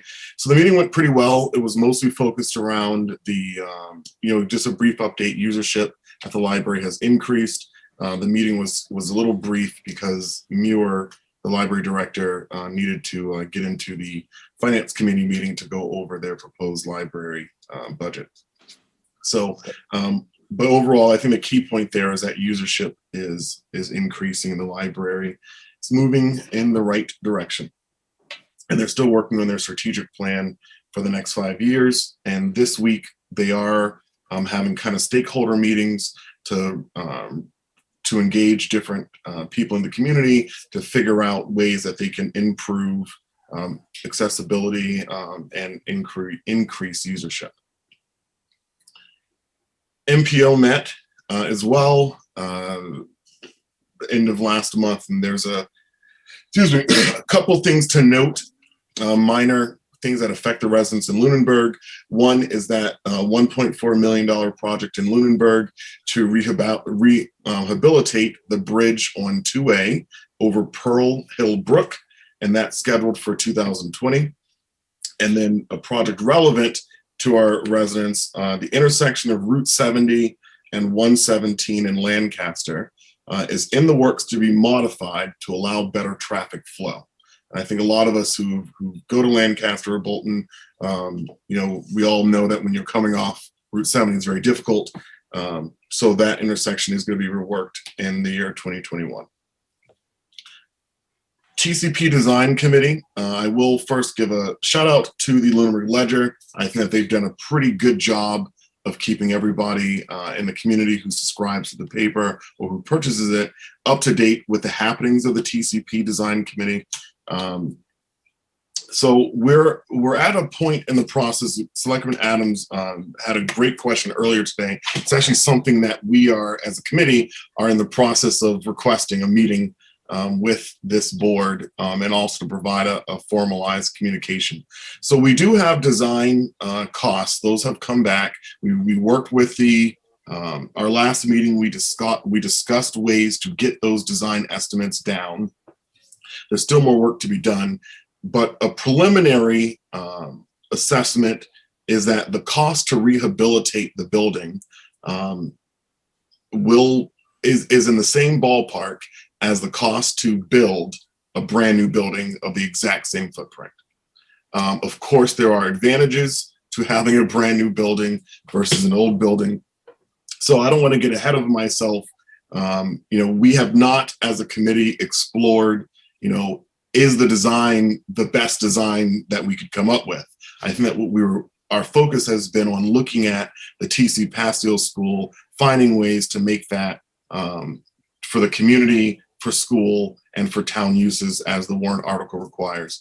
But again, where we're at in the process is, I think we're all in agreement that if the cost to do that is not viable, that if it's equal or more than the cost to tear the whole thing down, then it really does change, the viability of any kind of project. So there will be some questions forthcoming to ask about the scope of the committee. We're not looking to greatly expand it, but I think that there are some questions to this board, which is, do we want, does the TCP committee, should we look at that parcel of land and reevaluate these same uses, but in a new building, and see what that cost is as a comparison to what the costs that we're currently at are. Again, there's a lot of other broad questions that I think we're realizing are coming up that are impacting our ability to move forward. So, we do have a meeting coming up on 2 more weeks. And at that time, we should expect, prior to that point, you should expect at that meeting, we're gonna review the letter that our chair is drafting in the committee to provide to this board. We're gonna look to approve it, and then we'll be able to get that communication over to this board to ask for some guidance. Well, so thank you for that update. And one of the things I would say first and foremost is your committee was entertaining the idea, depending upon how this design committee and the project went, of putting an article on the annual town meeting. It sounds from the what I've read in the papers and what you're telling me now that they're not going to put a cost thing because of the size and the scope of the project. So I would encourage you before your next meeting in 2 weeks, because it has to be in by March 15th as the close of the warrant, is to consider putting an article on there that expands the scope of that initial article so you can look at a new building. Because right now, that I think the way it was worded, and Madam Town Manager, please correct me, I think that original article that formulated the TCP Design Committee was a reuse of the current building, not a look into a complete tear down and rebuild. Correct. So if we wanted to extend that, which it sounds like what your committee is potentially entertaining, we would need an article that amends that initial article to extend to that use or to that purpose. I personally would be for it, but we can't just do it. We can't just give you permission to do it. We'd have to ask town meeting. I would want to ask town meeting to do it, I think. Yes, and I know that we'd also talked about the potential need for funding for continuing on the design path, but no funding for an actual building. And the next meeting is tomorrow. Yeah, I apologize. We're meeting on the 17th with the architects, but our actual next meeting is tomorrow because we had discussed this and made sure that we set this up so that way we could get this communication to this board before the warrant closes. Thank you. How is the expenditure of funds from the initial article? Have you used that all for the current architects for the current plan? Yes.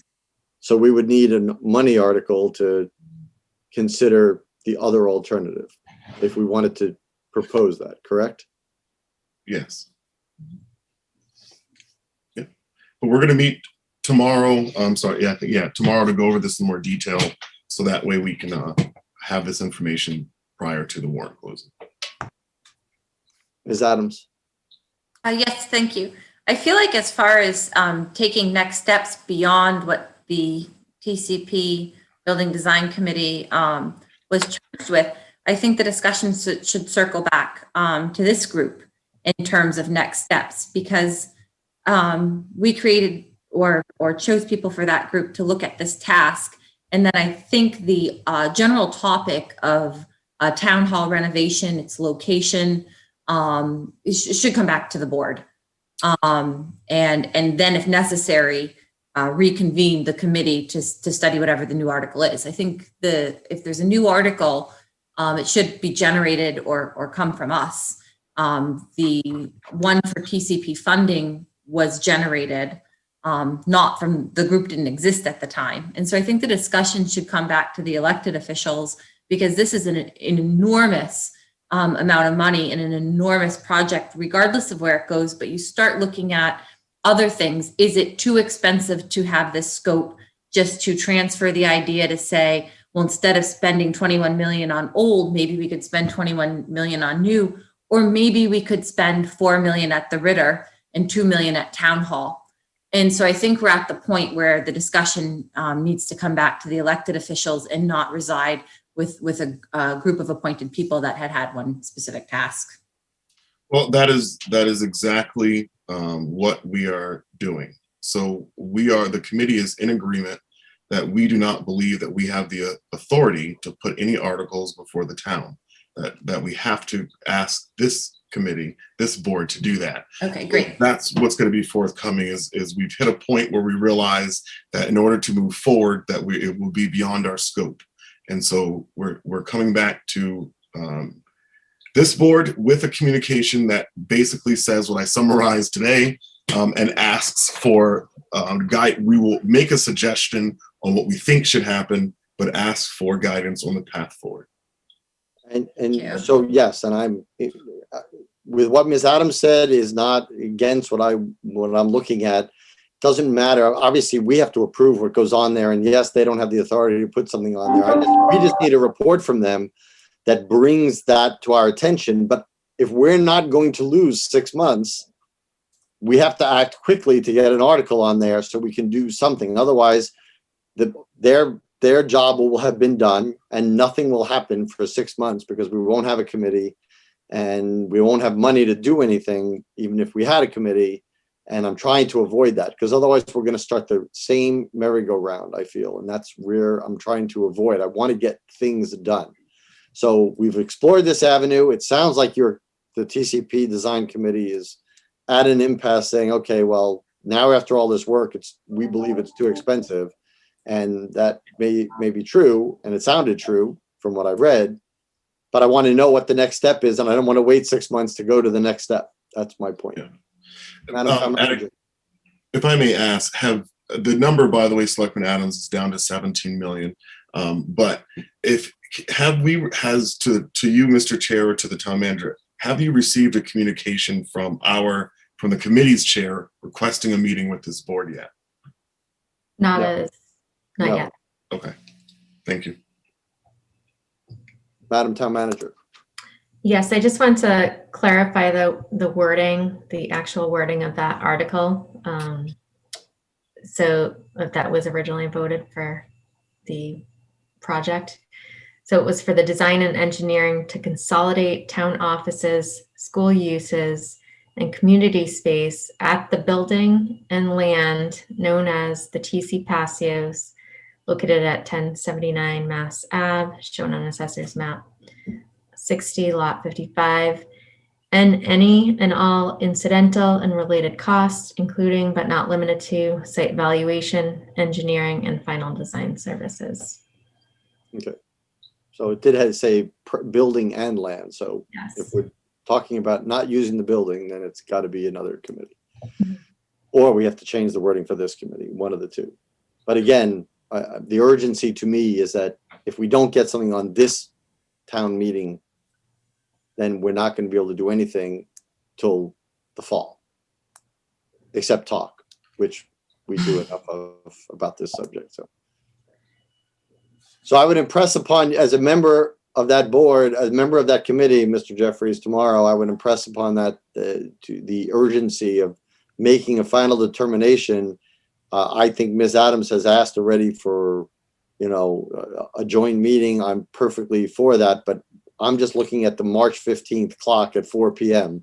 that we need to get something, if something's going to be changed, and something's going to be offered. Again, it doesn't have to be the final wording. We can put wording in there and have a meeting after to get the final exact wording before going to print. I just want to make sure we get an article and not lose time. That is fair, and the entire purpose of our meeting tomorrow is to discuss the communication to this board. Timing. Okay. Any other committee reports? All right. Only because, let's see, they've been on and off. Let's jump to number 2, because we've had people come on and off the meeting for number 2, and we have people we can discuss. We'll go back to number 1 because it's just the board. So number 2 is the discussion of the host community agreement with Greenleaf Botanicals and a vote of approval to hold virtual community outreach meeting. While you introduce that, Madam Town Manager, I am going to unmute. There's 2 Mr. Pahalik, so I don't know which one I'm unmuting. So let's unmute both of them. And Ms. Bentley.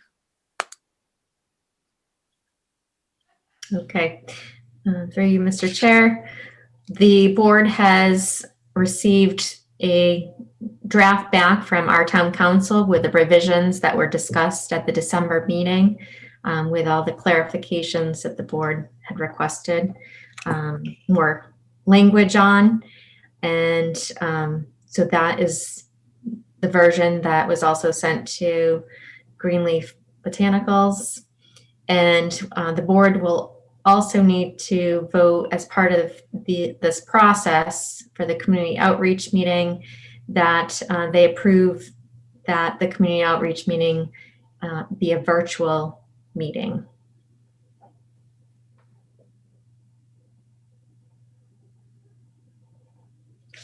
Neither of which I am in disagreement with. Those are both fine with me. We have to have a vote on this, correct? For the vote of approval to hold a virtual meeting, yes. This will not be the final draft of the host community agreement. This is just the draft, the latest draft. And we do plan on having another meeting after the community outreach meeting on the 16th. Okay, so let's start with the very small achievable thing right at the start. So the virtual community outreach meeting, we have to vote to have it virtual unless there is, and I'll open it up for the discussion from the board. Does anybody object to this being a virtual outreach meeting that we will work to put on our channel as well so people in the public can see it on cable? So if there's no objection to that, I would entertain them up. Ms. Adams. Not an objection. I just wanted to ask if we'd want to maybe post this as a meeting. I know you and I were at the last one, but if we end up having questions and several of us show up because we're doing the community host agreements and everything, I didn't know if we'd run into some open meeting law things if we all attend. I don't think it's required that we post, but we can post, I guess. We can post as a precautionary. Yeah, Okay, sure. thank you. So then I would entertain a motion from the board regarding the virtual community outreach meeting. And just to confirm, will it be recorded and Yes. broadcast? It is our, well, barring any technical issues, the intention is to record it, yes. So I would make a motion that we approve that this is a virtual community meeting that will be recorded so that it can be redistributed in other areas. I'll second that. Okay, any further discussion? All those in favor, Ms. Adams, Aye. Mr. Marino, Aye. Mr. Jeffries, Mr. Dwyer, Aye.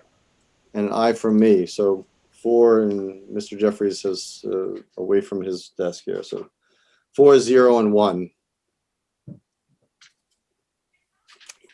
Okay, so now we can talk about the host agreement.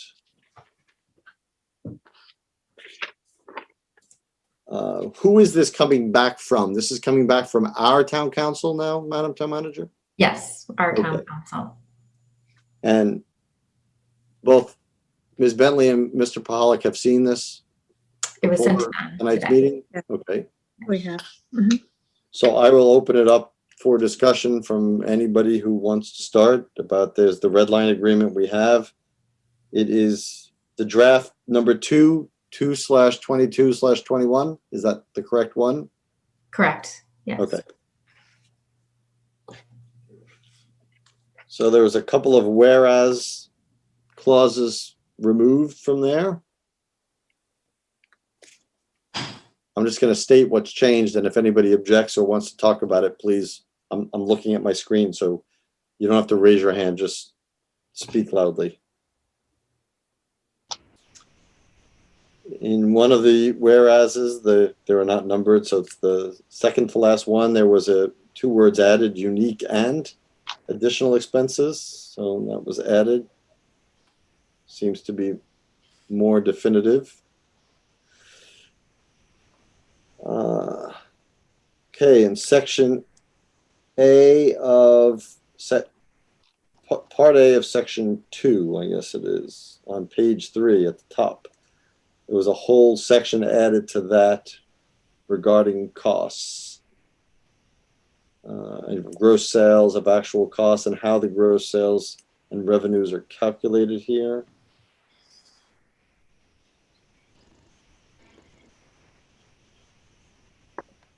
Okay, I don't hear any objection. B, there was just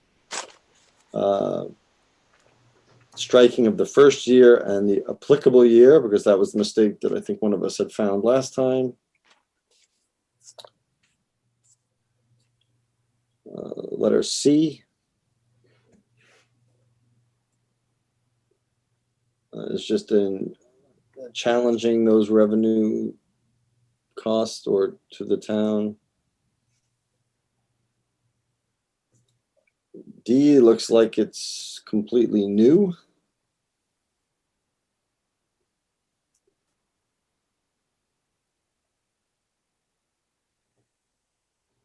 All right, I'm fine with that. Then we go down to 2.3 is renumbered, so 2.4 is, and 2.5, 2.6. There's a whole bunch of things that were added here. All right. Those were actually in the first draft, those versions. Okay, so they're just renumbered, is that it? Yes.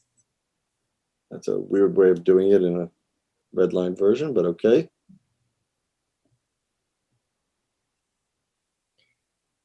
Then in section 3, we have the addition of the word bylaws to 9. That as well was in the first draft. Yeah.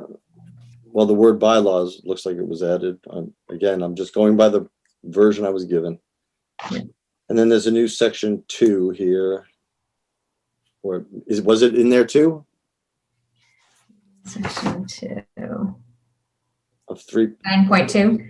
That was in the first draft. So it doesn't distinguish between the revisions that were made in the first draft and this draft. Oh, okay. That's Let me fine. go- Let me go down to 8, 9, 10, 11. Those were all in the first draft. When we get down to 8.1, or what the new section, I'm sorry, 15 on page 7. That is new language under the assignment. Okay.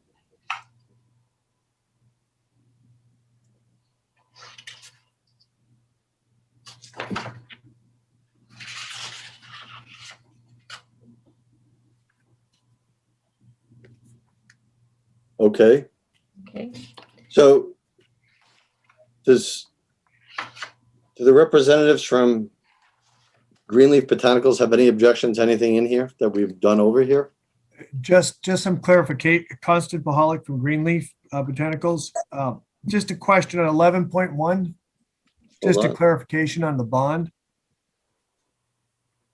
Where it says closure and cleanup, 11.1. For the Cannabis Control Commission, we have to secure a bond for winding down. And we have one, what we usually, for the bonding company. That has to be on file with the Cannabis Control Commission yearly. I guess, just to clarify, the town would like an additional bond for closure and cleanup, as I read that.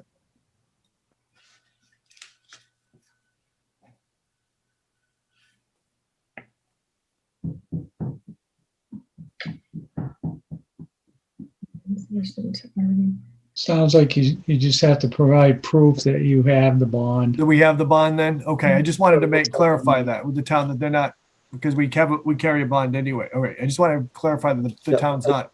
And just because we're on there, I just caught Madam Town Manager on the third to last line of page 6. A line that ends as set forth as, and then it has again set forth as the beginning. Can we remove that redundancy, please? Yes. Thank you.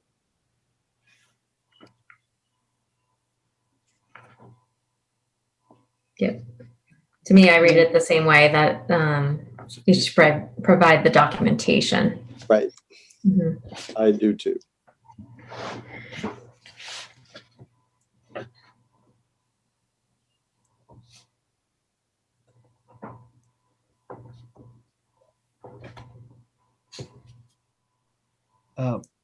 Section 2.8, the company shall reimburse the town for the reasonable cost incurred by the town in connection with holding public meetings and forums substantially devoted to discussing the facility. We understand, for instance, the outreach meeting. We complied with the advertising, the mailing cost, all the cost of that. However, and we understand also the consulting, engineering, and any type of fees that are incurred by the town would be reimbursed by Greenleaf Botanicals. However, when we talk about a public meeting in a forum, what is definition of a public meeting and forum? Because there may be instances where we will have to come forward with a public meeting. For instance, tonight is a public meeting. The town may have to have advice of town council or to be present at that particular meeting to represent the town. So I just needed a clarification on 2.8.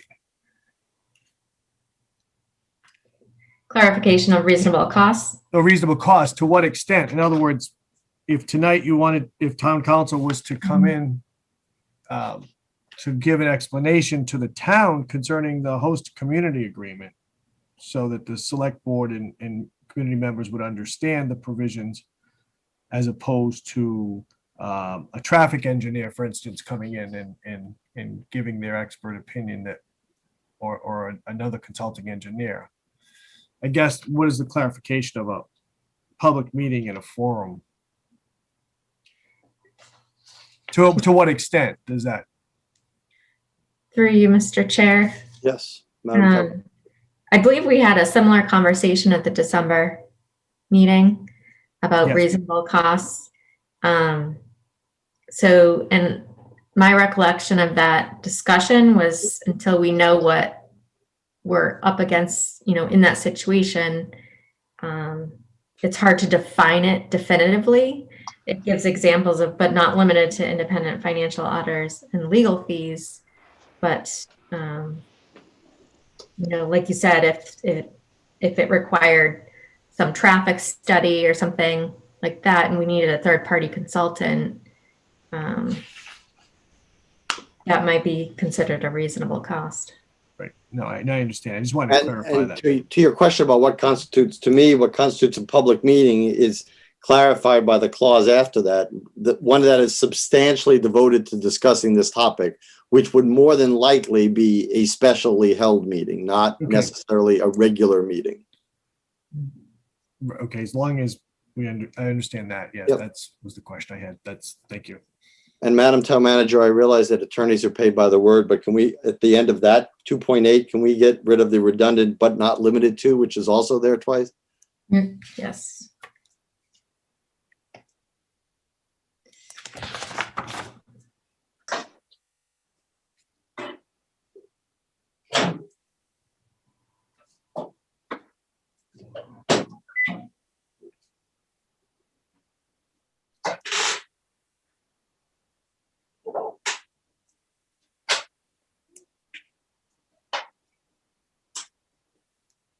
Anybody have any other issues to discuss with this agreement on either side?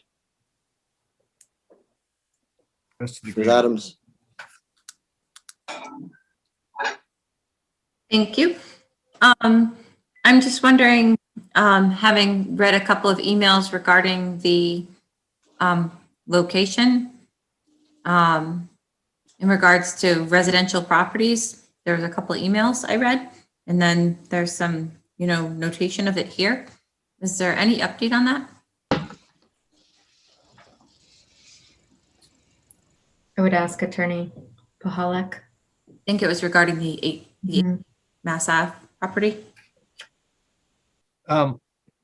Presently, we are looking to see what the action that's in a zone. We're trying to see what the commercial the use is being used for at that particular property. We haven't been able to contact the owner of that property to see whether or not that property has a business in that, or that's a residence or an empty or vacant property at this point. I'm in the process of also hiring a surveyor to redefine the line from where the particular unit is versus where the lot line would end up, as far as how many feet that would be away from the proposed establishment.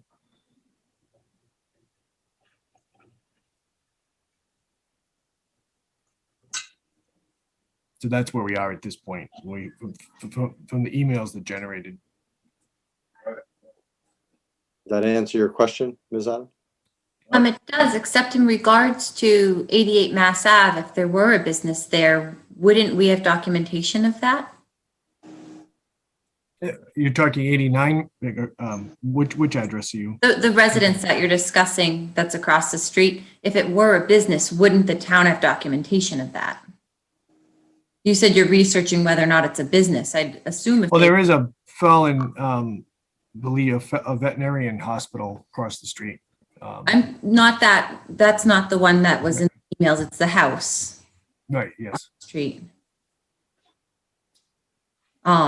Wouldn't we have documentation on whether or not that was being taxed as a home or a business? Would be my question.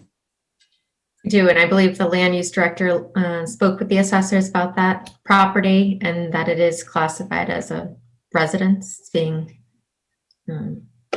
taxed. Okay, so as we discuss everything, I think this is an important thing to, in the bylaws that we have, it's 250 feet. It currently reads at about 130. And so that piece of property doesn't meet the requirements. Right, so but that doesn't have to do with the host agreement. That would negate the whole thing, not this agreement. I mean, it would be negated for other reasons. So that's Yeah, why it's just, I'm just worried about the community meetings and moving forward with this overall discussion if that property doesn't meet our bylaws. If we were to get to that, we would more likely not have to ask for a dimensional variance, possibly.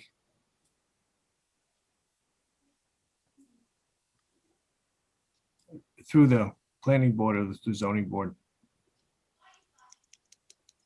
I mean, where we've never had this business here before, I would really struggle with getting a variance for guidelines that are set in place that have never even used before. So I have a little elephant. I think that this discussion is going afar from the host agreement.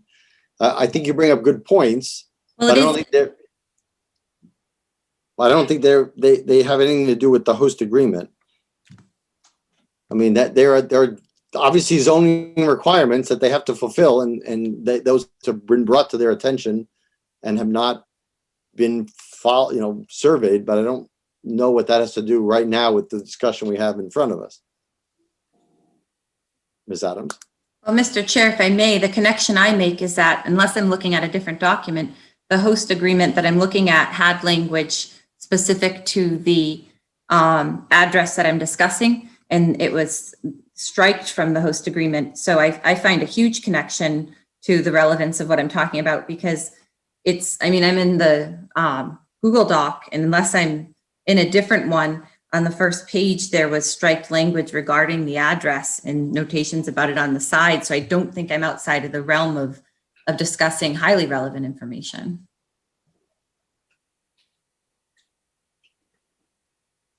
The only thing that was struck is 88 Mass Ave Unit 1, which is the unit they're looking to occupy. Correct. And so it was originally part of it that they were being specific about a property, but the specific property data is being removed. I just felt like there was some connection there, having read a couple emails regarding the uncertainty that it meets the zoning because there's a residential property across the street within less than 250 feet, I think is what it reads. So I feel like, having read those emails, to me, in my mind, it's relevant. I think it's highly relevant. Well, it's relevant to whether they can build it there and whether it fits within our zoning bylaw, but it doesn't fit within the host agreement, which we're not being asked to sign tonight anyway. We're just reviewing it. So obviously they have hurdles they have to finalize. This is a factual determination of whether or not this location that they're proposing fits the zoning of Lunenburg for cannabis retail establishments. I mean, that's just a factual thing. I mean, they haven't done the survey. Mr. Pollock has said that. So they need to do that.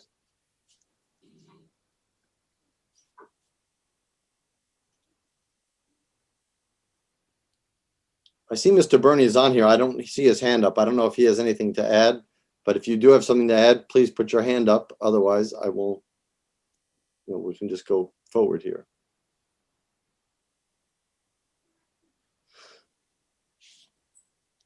So I'm assuming that those emails are going to determine Greenleaf's next steps, at least, or part of their next steps in doing this, is getting that determination. So. Yes. Any other questions about the agreement? So the agreement right now, I think everybody is fine with as it is. So we should leave this as a copy, and this should be with those changes that were made with taking some of the excess words out, should be folded into a non-redlined agreement. So anytime we want to revise it from there, we can start with a new redlining. Certainly. Okay. I appreciate you both joining us this evening. I know there was Thank some you. bouncing up in and out of the meetings. I apologize for that. And I'm sorry we took this long to get to you. That's fine. That's, Thank you. that's perfectly fine. Yeah, thank you. Thank you so much. Appreciate your Thank time. Okay, good night. Thank you. All right. Thank you. Okay, let's go back to the old business number 1. So a discussion on the following items: fiscal year 2022 budget, the capital plan, financial forecast, and the annual town meeting warrant article. So let's take them one by one. Does anybody have any input on the fiscal year 2022 budget at this point? Capital plan, I said that the capital plan, we're going to be reviewing the replacement of the now end of life fire equipment, fire alert equipment in the primary school. So I'll report back on that. Financial forecast. Any questions about the financial forecast? And then annual town meeting warrant articles. Now there should be some annual town meeting warrant articles. Documents, annual town meeting. So the landscape design. Okay, so there's a few draft articles in there. So the one that was provided by Mr. Jeffries is in regards to the Architectural Preservation District. Has everyone had a chance to read what he has put in there?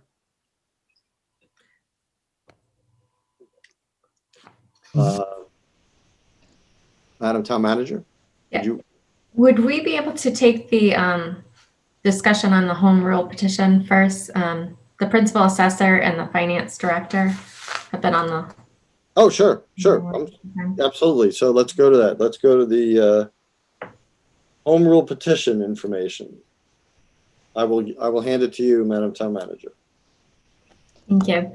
So I had sent the board a memorandum on some research that they'd done after the initial discussion about interest in adopting legislation that would allow for a redistribution of to offset taxes to our seniors. So what I had found just through research was that the town of Wakefield filed a home rule petition in 2018 to establish a senior citizen property tax exemption that allowed needs-based property tax exemption for qualifying seniors. Their information on their website said that there's no loss in tax revenue to the town, as the abatement costs would be redistributed to the remainder of the residential taxpayers. For Wakefield, this is equated to about $25 a year for the remainder taxpayers, and they have approximately 200 taxpayers taking advantage of the program. And it mirrors the state's circuit breaker tax credit for seniors, which is a state income tax credit for certain Massachusetts residents age 65 or older who pay rent or real estate taxes during the tax year. And it allows seniors to submit applications to receive 100% match of the senior circuit breaker tax credit, which for 2020, the maximum state credit was $1,150. To take advantage of the program, seniors would have to have already been receiving the state's senior circuit breaker income tax credit, be age 65 years or older by the close of the prior calendar year. A co-applicant must have turned 60 years of age. They must have owned and occupied a home within that town for the past 10 consecutive years, have no other significant assets, for example, a second home or trust fund, and make timely application with the Board of Assessors between August 1st and September 30th. And I provided the text of their home rule petition as well. Since sending this memo, I met with the finance director and the principal assessor, both done some research as well. There's a lot of, I think, still unanswered questions and information that we would need to provide a proper recommendation to the town to move forward. At this point, if we can, either the principal assessor, Sue Byrne, or finance director, Karen Brochu, would like to speak to that.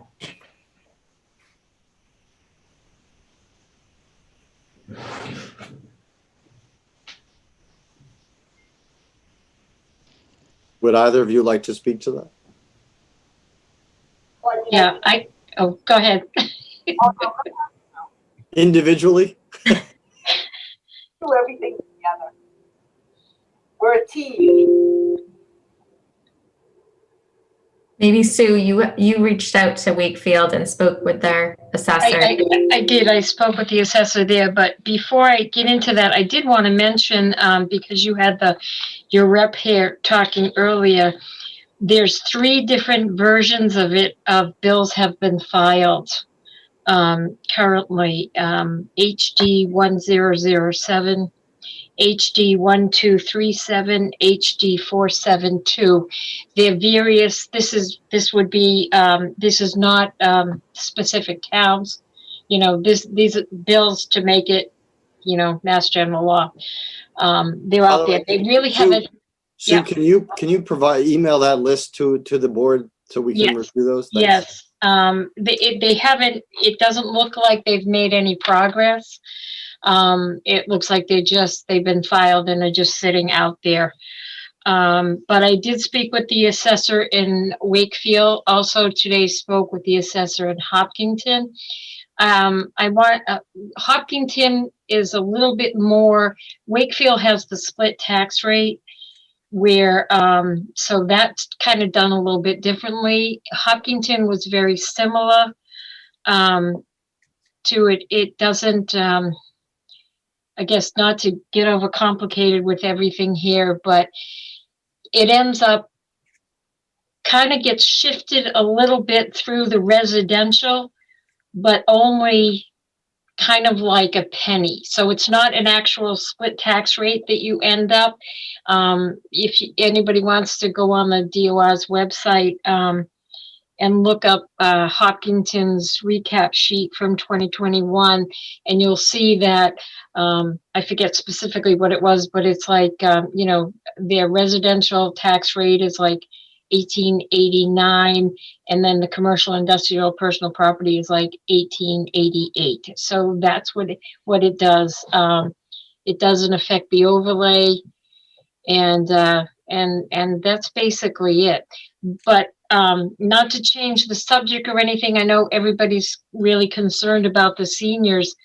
And I did want to mention that the exemptions that we do have right now, currently, especially the clause 41C, we are not, there is room to increase those, to increase the amount of it from right now, we give 750. There is the town meeting vote, we can put it up to 1,000. We can also lower the age from 70 to 65. And we can also change the income and asset thresholds to bump those up. I know I've done it in other towns. So, this is all by town meeting vote. So I am going to try and get with my board of assessors to see, have no idea, before to submit maybe an article at town meeting, unless you people want to go ahead and jump in and do it.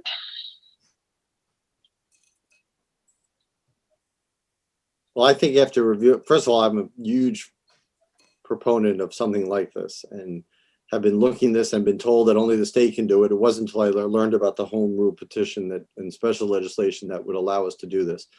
I think there's a lot to to investigate, to see where we are, first of all, Right. like with what you said, and then to see what's possible and do lots of calculations and do that with your team, you know, Sue and Karen and the town manager, as well as with the finance committee and as well as this board. So I don't see any article coming in this annual town meeting. It's way too premature. Well, I didn't mean, excuse me, I didn't mean to mean for the home rule petition. I meant for possibly bumping up what we have now just a little bit, the 41C. Sure. Well, even then, I'd want it to be part of a larger package. So, you know, I think we should look at it and try to get it on a fall town meeting possibly. Okay. Because I think there's a lot to digest. We want to be able to go with the right plan and explain it to everybody, explain it to the seniors, explain it to the people whose taxes will be offset by the seniors not paying. Obviously, there's going to be a bump up, and to what degree that is, we won't know until we do all the paperwork and all the calculations. So we need the magic of spreadsheets of Karen's office. And then we're going to need to know how many from Sue's office. We're going to need to know how many seniors there are in town that fit these qualifications and meet these requirements. So I think there's a lot to do, but I think it's all worth doing because I think this issue has come up and it makes sense to me. If you've lived in this town for 40 years, you shouldn't be forced from it because you're on a fixed income and all of a sudden people decide to build, you know, 4 buildings. So I don't know how to, can I say one more thing? Sorry. yeah, absolutely. I don't know how to put my hand up. Well, you can just raise your hand. We're seeing your video.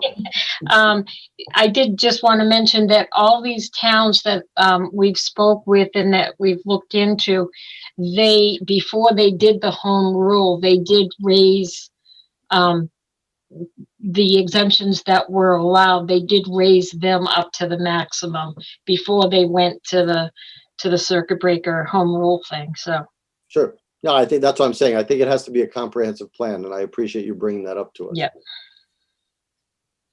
Mr. Jeffries.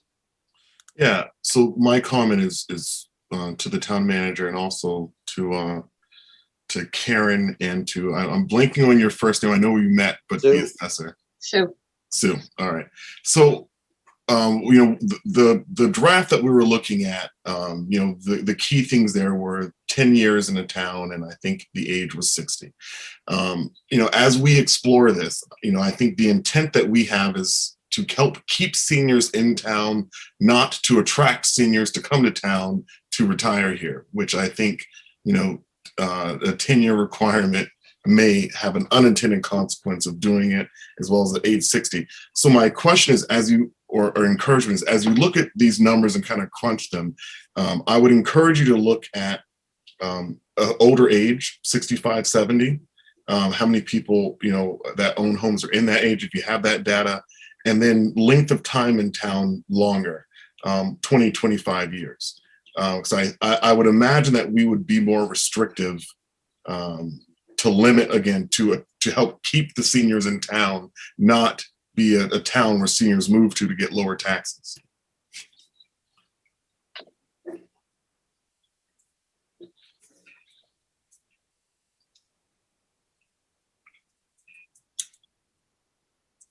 Karen, as we look at all different kind of permutations about how this may be calculated, that this is all going to be basically resolved on the use of spreadsheets and putting out different illustrations of how this will affect everybody. I'm very cognizant and very sensitive to the amount of work this is going to require from your team to put this together. How difficult it is to put these kind of spreadsheets together so we could play with numbers of those parameters, you know, how long people have been in town and what the requirements are and what the reductions might be, et cetera. Yeah, I mean, I don't know about gathering the information for the length of time that residents have been in town. One thing that I wanted to comment on that Mr. Jeffries said was all of the that I have looked at for the special legislation, the age that was used on them was 65 and up, not 60.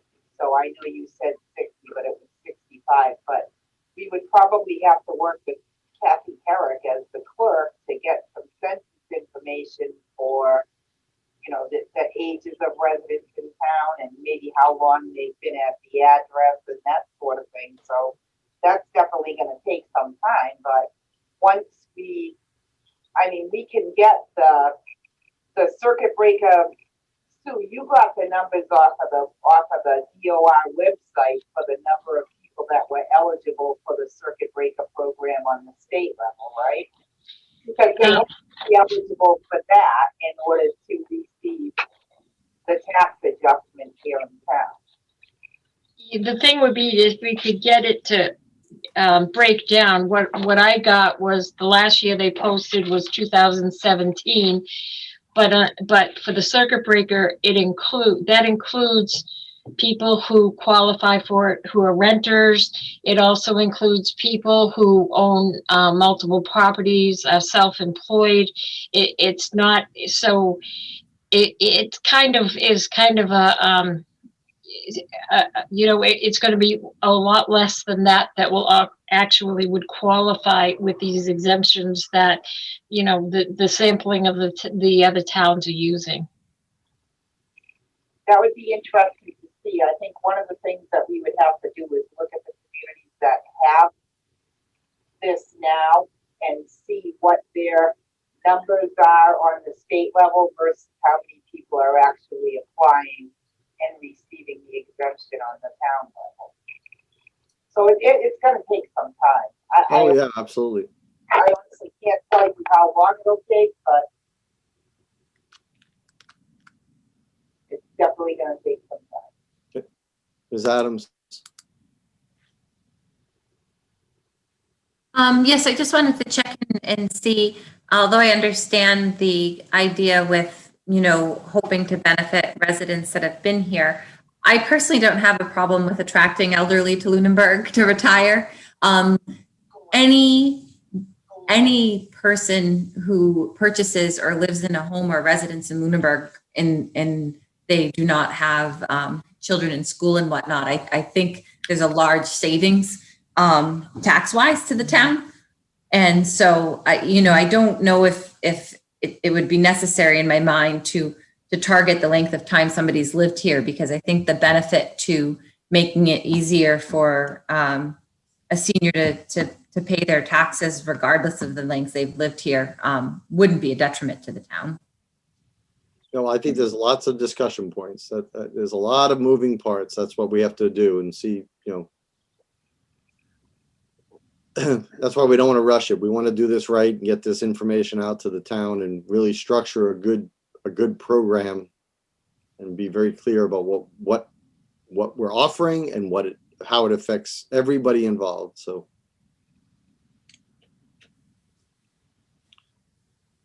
I think there's a big project ahead of us, and that's going to be a funny hunch, a summer project, or a post town meeting project at least.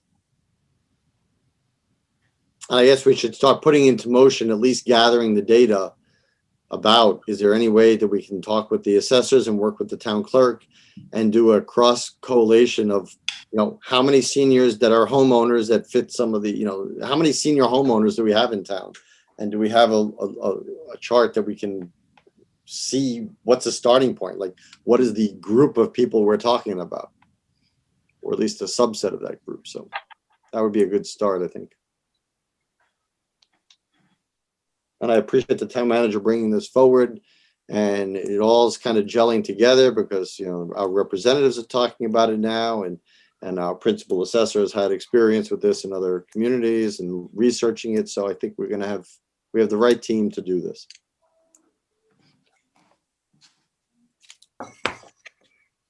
Thank you. All right. Thank you. Anything further on this topic?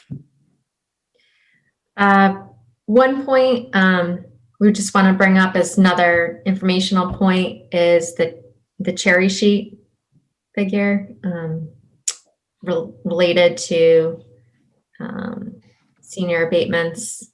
That's a number that's on our cherry sheet, and maybe either Karen or Sue can speak to that. Let you take that one. Oh, you talking about the MDM one that I gave you?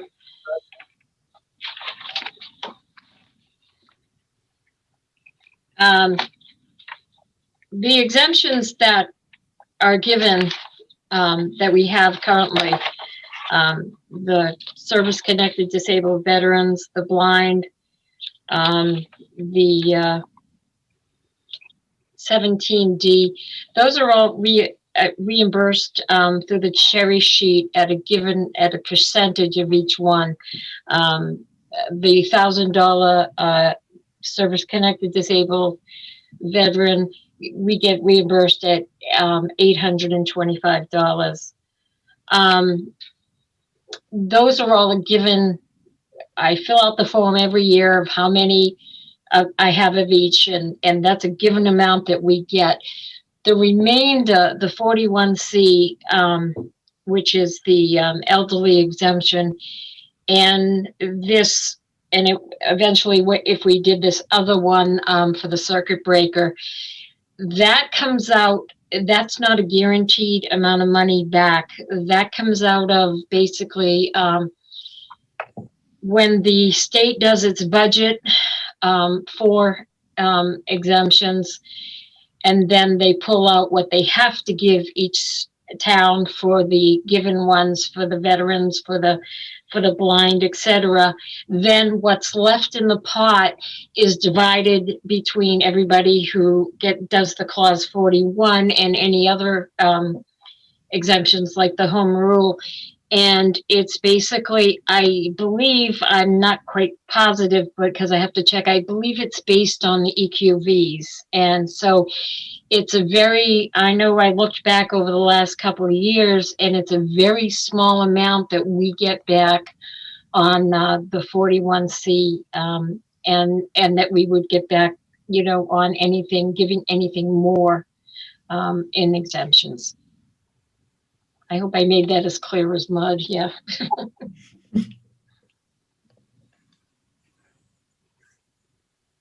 I mean, feel free, anybody, to call my office, and if they want me to explain this a little bit more.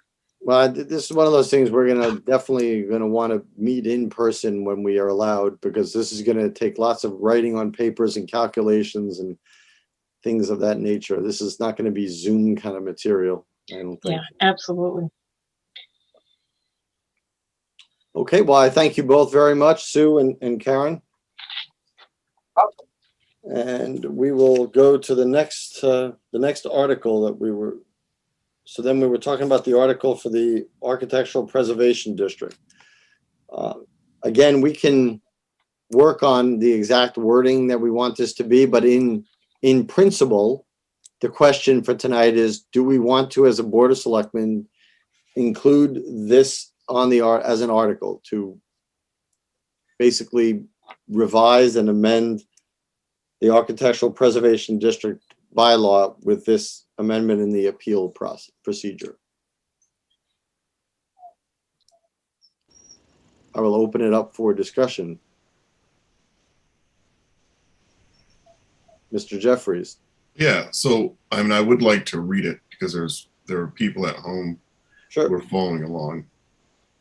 So the purpose of this is to resolve the conflict of, if the town chooses to move in a direction when it comes to a town building that's over 75 years old and is in the Architectural Preservation District, that the town has to go through the Architectural Preservation District. If there's a conflict, if the town wants to do something and the Architectural Preservation says no, how do we resolve that conflict? And right now, the only resolution is for the town to sue itself. And so what this is trying to do is to resolve that and saying, if the APD and the town are at an impasse, to then go to town meeting to resolve that impasse, so we can save ourselves the struggle of suing ourselves. So just to read this, what it says is, the article would be to see if the town will vote to amend the general bylaws, chapter 113, entitled Architectural Preservation District, section 13, entitled Appeal Procedure, by adding the following new sentence, to end thereof.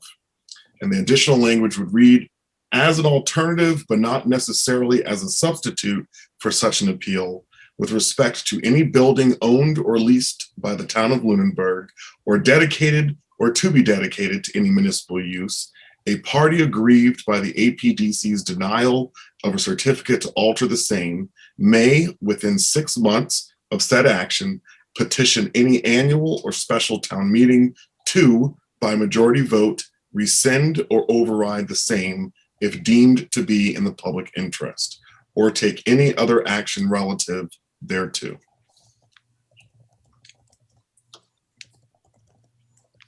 I worked with town council to come up with this. This is, I think, our second or third iteration of it, and I would urge that we add this as a warrant article. Yeah, there are some changes I would make in the wording, but in general principle, I am for this. I think I've said or intimated the same, that we need a resolution to something that has arisen unbeknownst to everybody when the APDC, the APD was defined and the commission was organized to deal with this particular situation. Ms. Adams.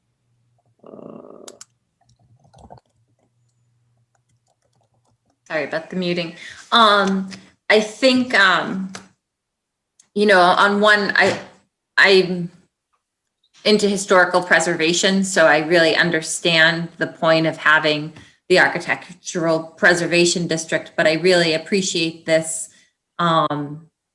potential change in the sense that there's only so many parcels and buildings that a municipality can manage, and over time has to constantly evolve to meet the needs of the community. And as I've often stated in my stance on town center, is that the land preservation is, I think, of the core value. And then the town throughout its entire future will always face how to use the resources or the land that it has. And in cases like we're looking at with Old Primary, there comes a point where, and soon enough, TCP will be in a preservation district. That's frightening. If we come to terms with the fact that that building needs to be demoed. And so, for a variety of reasons, a town may need to face changes with their own buildings, and it's hard to have that as a hurdle. And then my final thought on it would be, regardless of my opinion for or against the change, I always love bringing things to town meeting. And so I appreciate the work that you did on this, because it's nice to bring options and changes to the town. Anybody else have any comment one way or another regarding this? Oh, I forgot something. Jim or Todd, anything? Yeah, I agree that we should put it on the warrant. I think it's important. Mr. Dwyer? I think it's well written, and I think it addresses the problem at hand. So I support it, and I think it should be added. Ms. Adams? And I was also going to add, in light of the fact that focusing on the Old Primary site is one of our formal goals, I think this article doesn't make a decision about a particular building or doesn't make a decision about that parcel of land, but it certainly makes it easier for us to do so. So in and of itself, it's in line with our goal. So I think that without objection, I don't think we need a formal vote. We're putting this on the warrant. And I'll try to come up with, and we probably should have a meeting between now and when the printing is, because like I said, there are some things I would change in it about the way it's stated, but they're minor and we can get to them. But at least this will be the placeholder. I have not forwarded this over to the APD. Is that something that we should formally do? Well, once we get the final language, well, you could forward that. I mean, that's fine. I mean, we talked about it in a public meeting, so it's public. So all right. You can forward that if you'd like, or Madam Town Manager, if you can have Elaine forward it to them that this is what we're discussing. We can take care of that. Okay, thank you. Thank you. Okay, the next one is a draft article for the landscape design of the old primary school. So this is the article whose coming was foretold to us. A la Mr. Jeffries, let me read it into the record. This is the placeholder here. to see if the town will vote to raise and appropriate or transfer from available sums of available funds a sum of money for the landscape design and engineering needed to create a passive recreation / open space area at the property known as the old primary school, 30 School Street, shown on Assessor's Map 071, Lot 076, including all incidental and related costs, including but not limited to site evaluation, engineering, and final design services. So basically this is, and finally, we're going to put some money to it, and we'll have to determine what that is, to get these sketches that Monty Tech is working on with Ms. Adams as our representative, and taking them to the engineering level and coming up with real costs of what it would be to realize those drawings. So that's the next step in, hopefully the second to last step in the process, that at the end of this step, if this was approved, we would have engineered drawings with costs that we could go to the town and say, this is what it would cost to do this. That is the intent. So. Does that wording cover everything the board was looking for? Yes. Mm-hmm. Yes, we just have to come up with a sum. Yeah. So I guess I mean,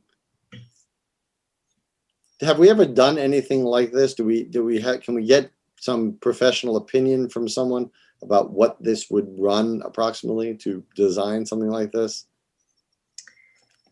My initial thing, seeing as other articles, we're talking in the range of like $40,000 would be my guess. I think Selectman Jeffries had prior experience that you thought in the range of, around that 50,000. Yeah, but if we're not building, if we're just tearing down and regrading, then significantly less than that. No. This is the design part.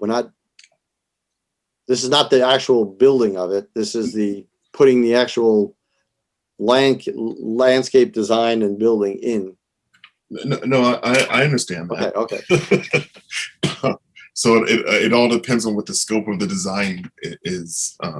That's going to trigger the cost. Sure. So add this to the warrant. Yes. Does anybody object to this being part of the warrant? I don't. No. So yes, put it as part of the warrant. Okay, we did the circuit breaker was for the home rule petition, right? That article okay. So then, yep. That was just a comparison chart I put. Okay, but it went with the other thing we just talked about. Okay. Mm-hmm. So then we just have the annual town meeting. Is there any in the draft annual town meeting warrant? Is there anything that's in there that you've included there that's not normal, like just normal revolving funds, capital plan article? So let me go down to where the last version left off. We left off at letter N for the last time we discussed the draft warrant. So O through S have been added. The creation and deposit into a health insurance stabilization fund. The Cemetery Commission submitted an article to appropriate $15,000 from their sale of cemetery lots towards the care and improvement embellishment of town cemeteries. This is. Can you give us a summation of the health insurance stabilization fund? What is that for? So this was a proposal that I included in my preliminary budget presentation. Because we're receiving a holiday premium this year for a full month, we'll be realizing on the school side, it's going to realize $241,257, and on the town side, $128,076, total of $369,334. So in order to plan for next year's budget development for fiscal 23, so we're not facing a huge gap when we're looking at our insurance costs for fiscal 23, this would subsidize that amount So instead of reappropriating that money, we're actually just setting it aside for the same purpose that we're getting credited for this year. Okay. Got Correct. it. All right, that makes sense. Okay. All right, cemetery articles, that's the cemetery, so certainly they can apply that. Yeah, that's outside of the operating costs in the budget, this, from the sale of cemetery lots. So Yep, that's in okay. addition to the budget. The finance director submitted 2 rescinding of borrowing articles for the middle school, high school project for borrowing that didn't need to occur. And PAC submitted their budget article today too. So that's, Yeah, good. yes. Has sewer commission presented their article yet? We have not received the sewer commission articles. They usually have at least 2 articles, one for their budget and one for the reserve capacity stabilization account. Okay. We're waiting on those. The personnel committee will be meeting next week, and we'll be voting on submitting an article for the town meeting as well. And I know I'm missing NTCP, Building Design Committee. Okay. I expressed they'd be submitting an article. All right. So anybody have any questions on those? Those are all pretty typical generic articles, except for the rescinding of funding, which happens at the end of capital projects. Okay. Would you like me to review one of the latest adjustment worksheet for changes from the preliminary to the current? If you'd like. Okay. Well, Or are there any questions? I can start there. well, no, we can share it on the screen, but are there any other article ones? I don't think so. So there's no more. So old business number 1 is done. 2 we did already. 4 I didn't realize it. I forgot it was a action. I did it under action items. Sorry, I didn't realize number 4 under old business was its own item. So we're going to come up to your report anyway, and we can come back to the annual appointments. But if you want to, I can give you the screen if you want to share it. Sure. And you can go over those.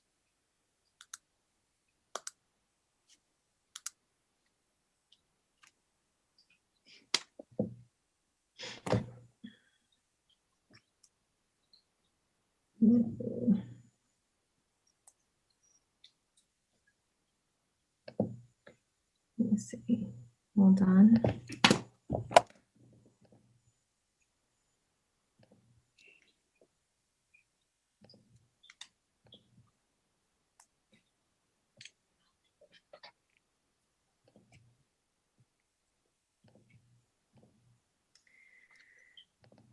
Okay.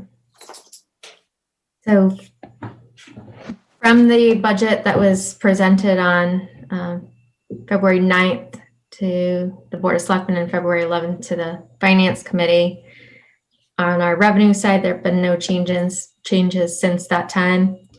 On the expenditure side, this since then reflects the changes in health insurance, which we received our original rate renewal of in the estimate. Our estimate for the preliminary budget was 3%.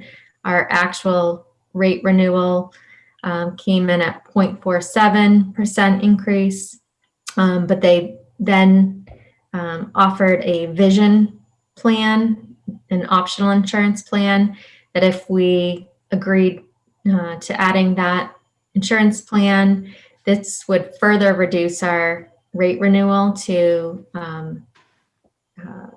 another 0.5%. So that you'll see reflected in the change in health insurance on that last line on 3/1/21. That required us to meet with the Public Employee Committee to review the plan and their endorsement, which they did agree to. And so therefore our health insurance rate renewal is a minus 0.03%. So that gave a further reduction of $3,500 towards the bottom line. Money Tech came in with their assessment, which was $13,453 less than our estimate used in the budget. We received our actual renewal rates for workers' comp and liability insurance, which was putting the two together. It was a total change, aggregate change of $210. So right now we have a surplus of $678,191. The discussion and my recommendation would be to put that $369,000 into of that surplus into the health insurance stabilization account. And I'll be providing further recommendations on the capital plan and changing a recommendation about the special purpose stabilization fund and to not transfer funds out of the special purpose stabilization fund since we have a surplus and we also have money that hasn't been allocated up from free cash. So I believe we're in a position we don't have to transfer funds out of that stabilization fund for the capital plan. And those are the updates as of today.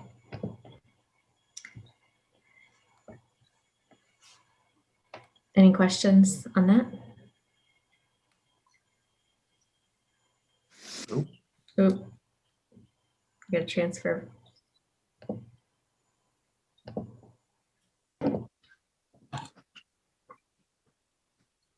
Hey, thank you. All right, so those are all good numbers, by the way, so thank you. And now we go to your town manager report and COVID-19 update. I'll start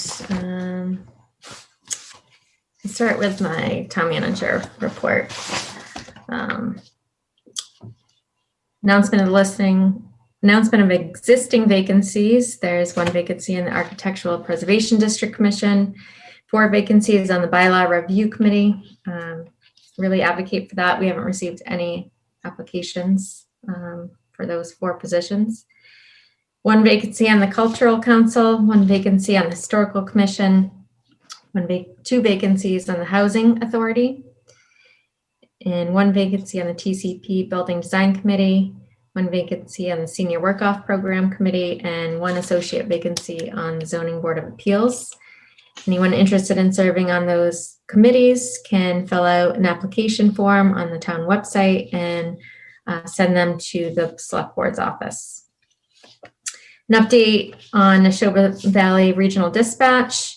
The executive director recently announced that he will be taking another position in California, but he has not officially given the administration board his written notice as required in his contract.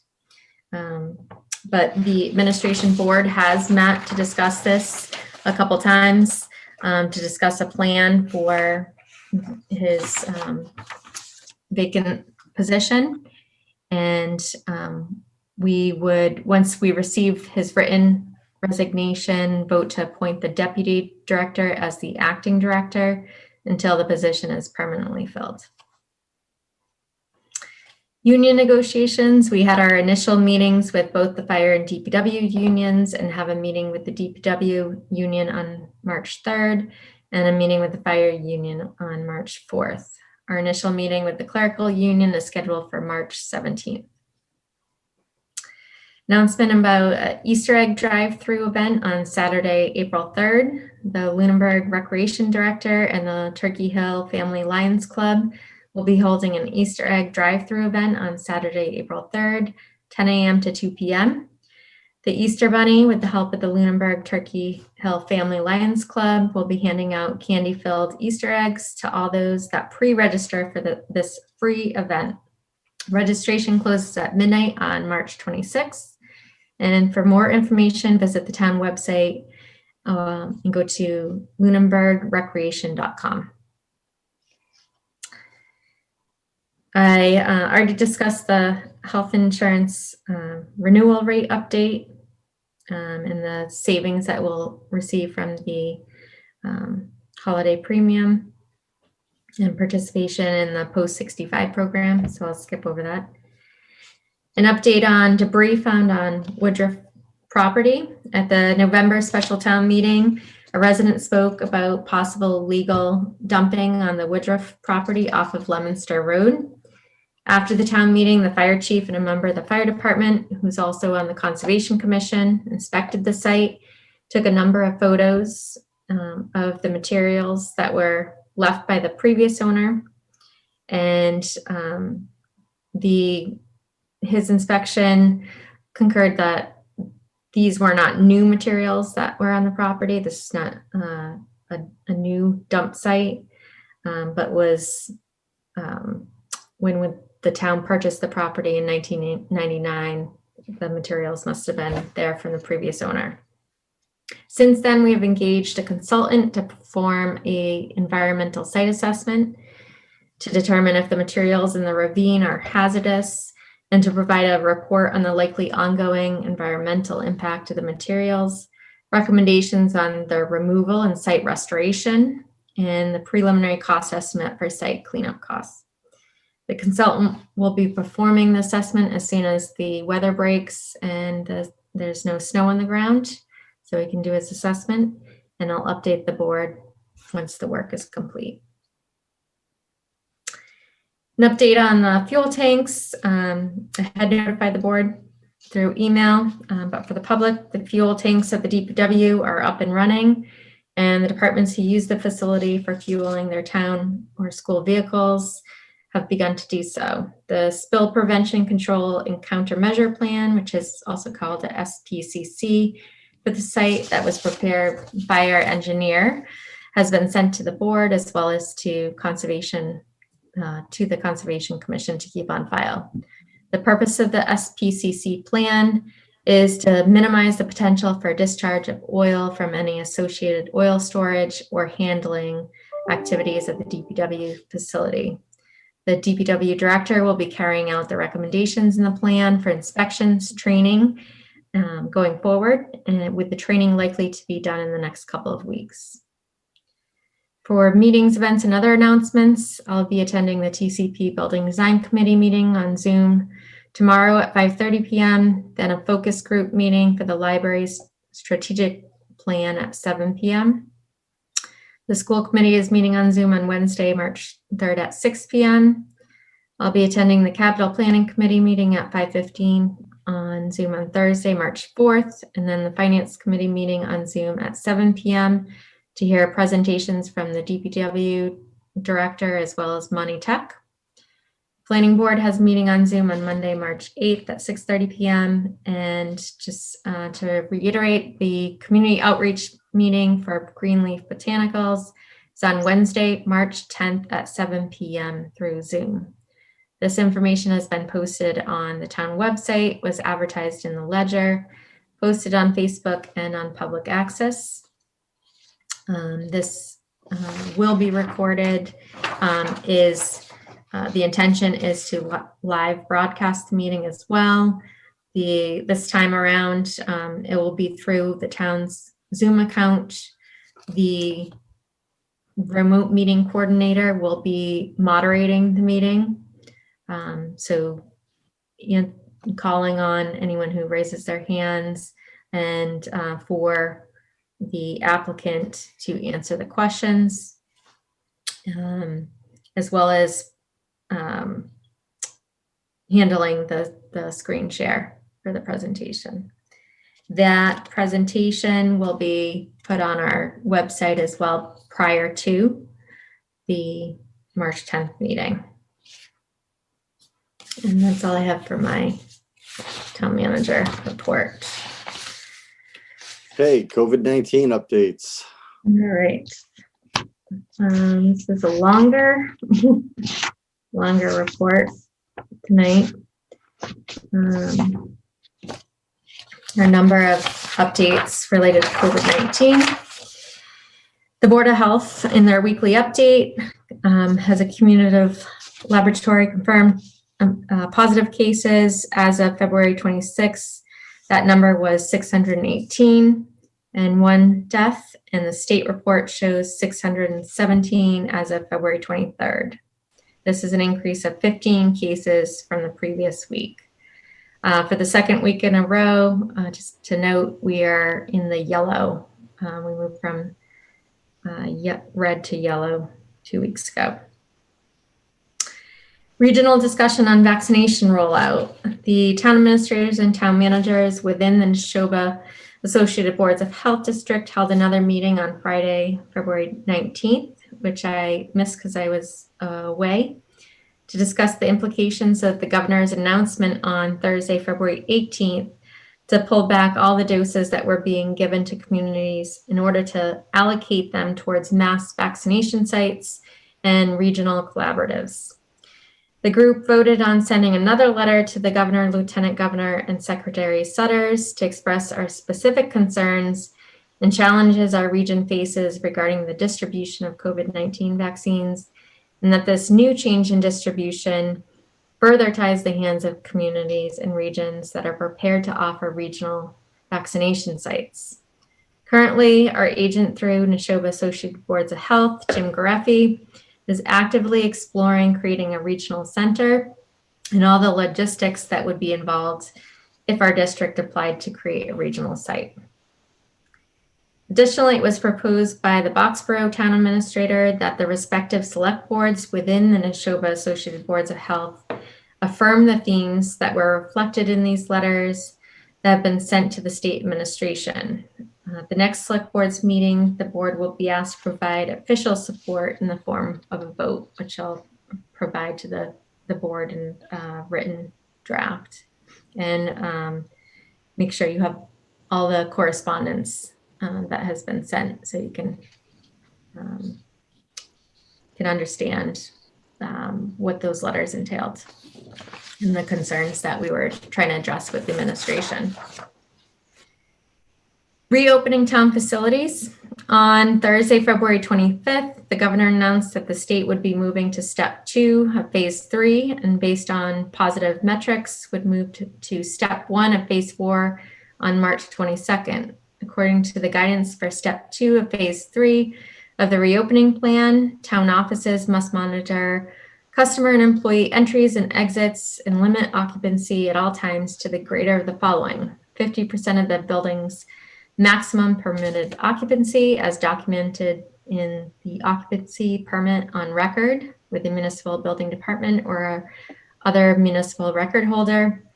Buildings for which no permitted occupancy limitation is on record may allow 10 persons per 1,000 square feet of accessible space. And in any case, no enclosed space within the facility may exceed occupancy of 10 persons per 1,000 square feet. Since the guidance for step 1 of phase 4 has not been released yet, there's not enough information to fully plan for how we can proceed with the next step of reopening.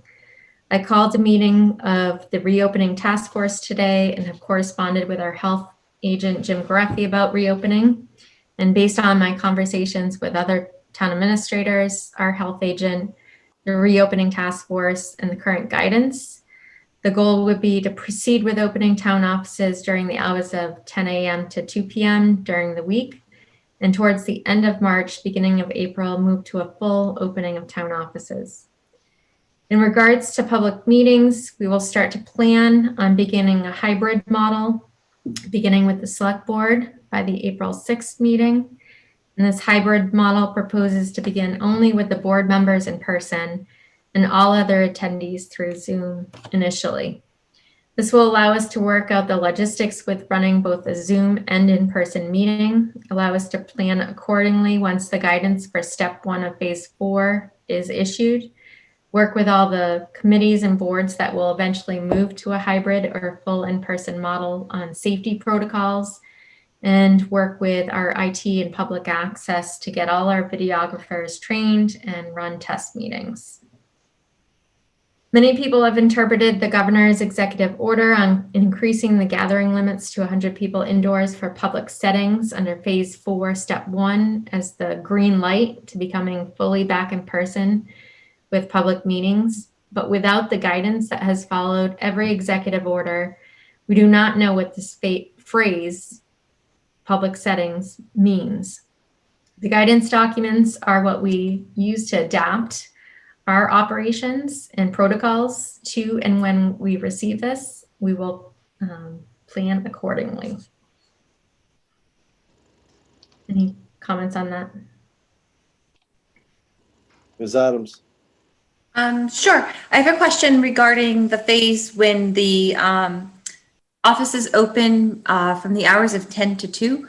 I'm not sure why we wouldn't just open to full hours, because in my mind, the more hours we're open, just naturally, the more spread out and the less condensed it would be. And also the accessibility would be more improved. 10 to 2 makes it very difficult if you're trying to do something on the way to work or the way home from work. It's a period of time that's, I think, really decreases the accessibility that some people may be looking for. And to me, it doesn't offer any logical reduction of germs. This is consistent with what we had for hours during when we were last in phase 3, step 2. I understand So it's the previous hours, but I don't understand why we can't improve upon accessibility at this point. This would be improvement on what the current operations are, because it's only open by appointment right now. So we're slowly reopening. Yes? Not to be redundant, but I guess I'm asking for what is the logic behind those hours? And why not just open our regular hours? Because having less hours actually consolidates the amount of people that would be in there at any given time. Opening the full hours allows for more flexibility and more spreading out. So I don't find the logic in the hours. So would you be opening our regular hours? I mean, all private sectors opened all their regular hours. So I don't understand the nuance of the selective hours in the governmental spaces. I think this is a conservative approach to where we've been, I think, successful all along as far as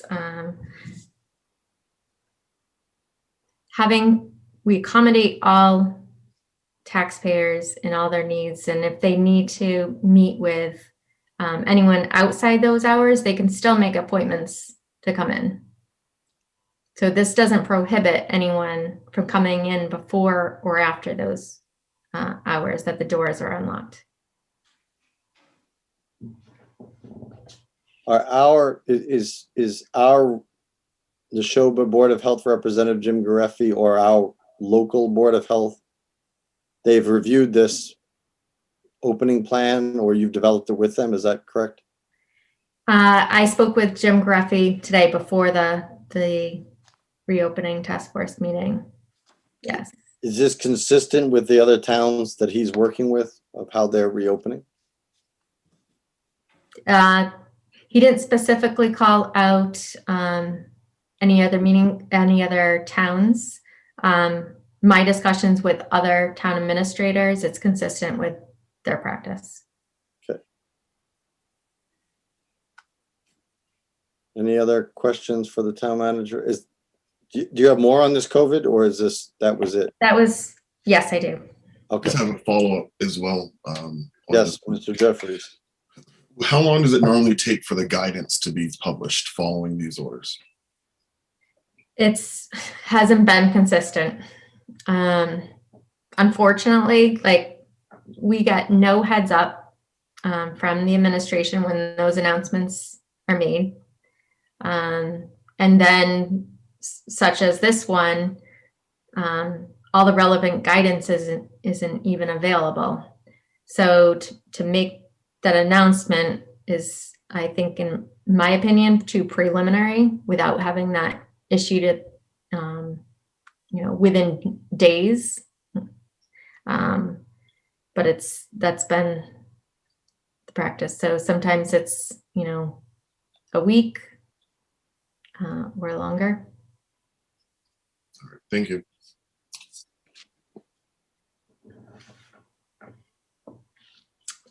I'll keep going. So updates from the state. As of February 25th, there were 545,624 positive cases. 15,657 deaths, and 15,894,675 patients have been tested to date. On the biweekly briefing on February 23rd, the Lieutenant Governor stated that Massachusetts is now receiving 139,000 doses a week, and they expect this to increase, especially once the Johnson & Johnson vaccine is approved. The Lieutenant Governor also addressed the vaccination site crash that happened the week of February 15th. The site is administered by PrepMod, and the crash left a lot of people without the ability to make appointments. She stated that the state is working hard on functionality, improving website reliability. She also stated that despite the crash, all 60,000 appointments were booked, and there was not a disruption in getting all the vaccines administered. The administration restated that there are more requests for vaccines than the state has available doses. A greater percentage is being allotted to mass vaccination sites with the rationale that mass vaccination sites are more efficient and from a logistical standpoint, staff capacity, et cetera, have the largest impact. Vaccination appointments, the mass.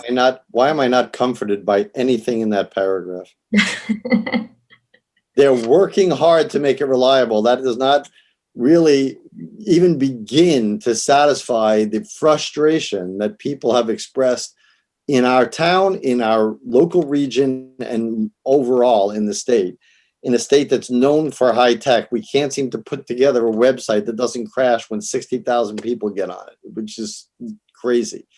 And, you know, this whole idea that pulling regional vaccines out and putting them in places where people can't get to them unless they drive or have somebody driving them to Gillette Stadium isn't, I'm sorry, I'll say it on TV, is nothing short of insane. I don't know who makes these kind of decisions, but they're not very good decisions, and they certainly don't serve members of people who don't live in urban areas very well.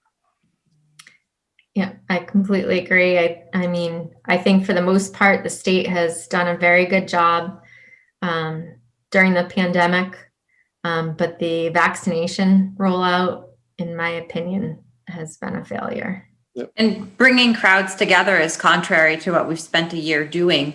And Yep. if I had been in charge, I would have wanted it in smaller, localized spaces where you bring smaller groups together to ask everybody in these vulnerable groups to all show up in one place is just so contrary to the whole thing. It's madness. And I think it's been difficult. I mean, I have my own feelings about the vaccine and everything, but if anybody knows anybody who's watched somebody trying to make an appointment, it's absolutely devastating because people are just struggling to, it's like getting concert tickets or tickets to a big game, and it shouldn't be like that, you know, and whoever decided to take them out of the local areas it's practically, you know, criminal to not be more equitable in distribution. It's sad. But it's good to know that they're working hard. That's nice to know. I'd like to add like probably working hard. And this is in my report, but I was on another call with Department of Public Health today. And one of the things they stated about the Johnson & Johnson vaccine is they received some doses, but they were told they will not receive any more until the end of March. Well, I think that's true. That's kind of true nationwide, they said, because they quickly distributed after they got the approval. They had this, at least I've seen several reports on various news media that, you know, they had like X amount of million doses and they just sent them all out as soon as they got the approval. But they have to really backfill the manufacturer. They didn't want to manufacture more than they had until it got approved. So. Yeah, but that's on the heels of the Lieutenant Governor saying they expect the production to increase, especially once the Johnson & Johnson vaccine was approved. Right. And then you hear that we got a shipment, but we won't be getting any more to the end of March. It was discouraging. Yep. Vaccination appointments. The mass vaccination locations are located at Fenway Park, Gillette Stadium, Reggie Lewis Center in Boston, Springfield, Danvers, Dartmouth, and Natick. Eligible groups can also get vaccination appointments at retail pharmacies like CVS and Walgreens, healthcare locations, retail pharmacies at certain grocery stores, and residents can go to mass.gov COVID vaccine to find and schedule their appointments. Appointment availability is very limited due to the constrained supply of vaccine doses that the state is receiving from the federal government. If updates on the regional collaboratives, the administration announced Thursday, February 18th, they're no longer issuing doses to individual boards of health and would be allocating these for mass vaccination sites and regional collaboratives.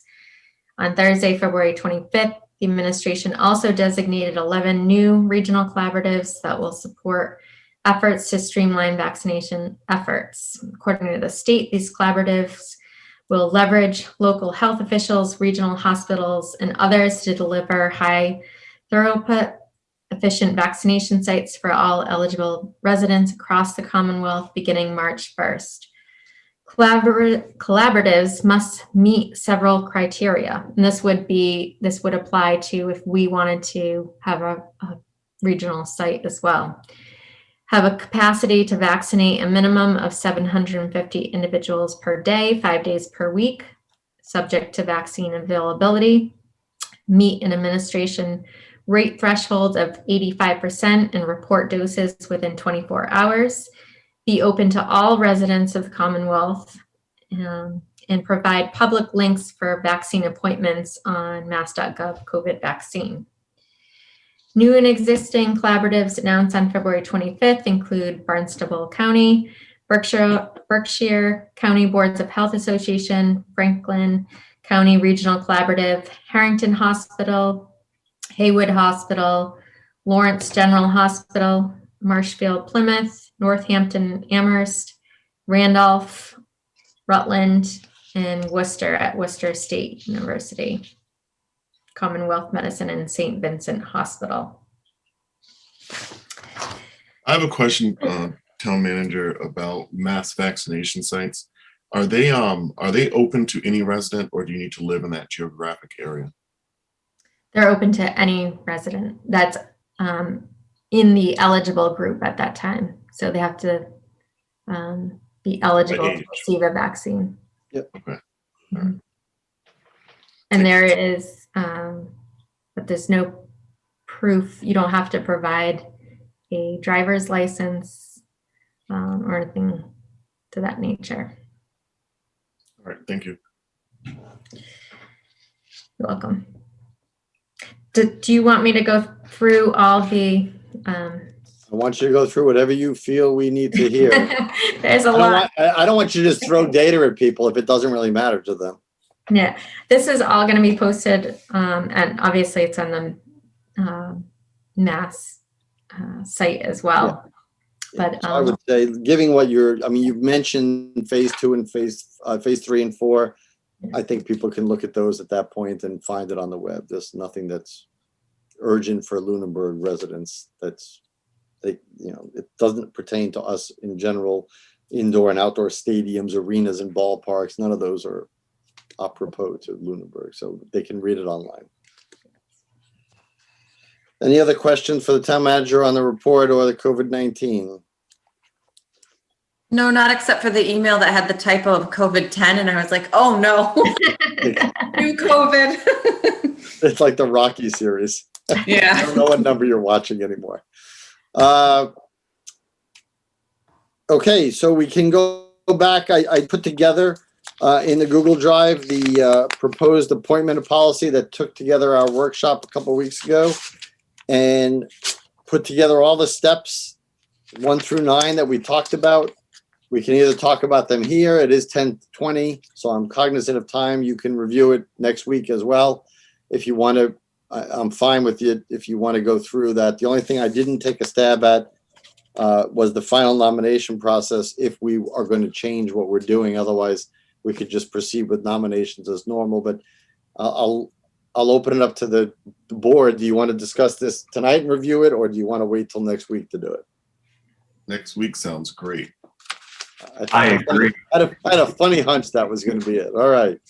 So, okay, then that will be put on. Again, I will not be here. Mr. Jeffries will be leading you next week. I will be away. And upcoming meetings. So we have our meeting next Tuesday. Then we have the Greenleaf Community Outreach meeting next Wednesday. And then we have our next meetings. We have 4 meetings this month because of the way the Tuesdays fall. So we have the 16th and the 23rd. Do you want to Anything, discuss anything that needs to get on town meeting warrant article, I will not, again, I won't be here. It has to be approved next week. Either that or we're going to have to call some emergency meeting for Monday if anything's going to be done before then, which I'd like to avoid. So hopefully the TC Passios Design Committee and the Sewer Commission will get those articles before us at that time. Madam Town Manager, you wanted to say something? Yes, just that. Did you want to discuss? I had sent an email about March 30th.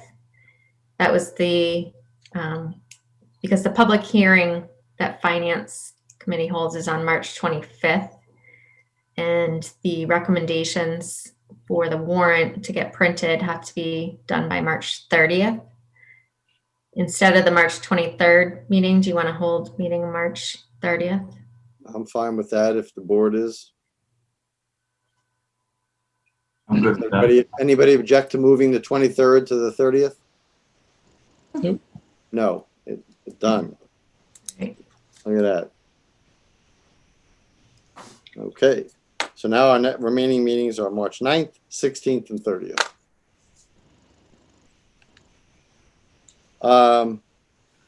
Any public comment from the public this evening? I did have one just quick thing. I want to read this off quickly because the town caucus is a week from this coming Monday on the 15th. This is posted. It was posted in the Ledger. It's posted at the town hall as well. But these are the following positions, elected positions that are open. So there's 1 member of the select board for 3 years, 2 members of the Board of Health for 3 years each, 1 member of the Sewer Commission for 3 years, 1 member of the Sewer Commission for 1 year, 1 assessor for 3 years, 1 assessor for 1 year, 1 school committee member for 3 years. There are 3 park commissioners, 1 for 3 years, 1 for 2 years, 1 for 1 year. That's because we added some extra positions there with the new charter. Commissioner of Trust Funds for 3 years, Cemetery Commissioner for 3 years, 3 library trustees, all for 3 years. Planning board member for 5 years, and 2 members of the Housing Authority, 1 for 5 years and 1 for 3 years. So if you are interested in any of those, you can go to the town caucus at the middle school, high school auditorium on Monday, March 15th at 7 p.m., or you can go to the town clerk's office and take out nomination papers and get them signed. The town clerk can tell you when they have to be returned by. And those are the positions that are up for election this year in town. So just so people know. Any other public comment from the board this evening? Seeing none. I want to thank everybody for hanging in there till 10:30 tonight, to all of our guests and everybody. And I would entertain a motion to adjourn. So moved? Second. All right. Roll call. Ms. Adams, Aye. Mr. Marino, Aye.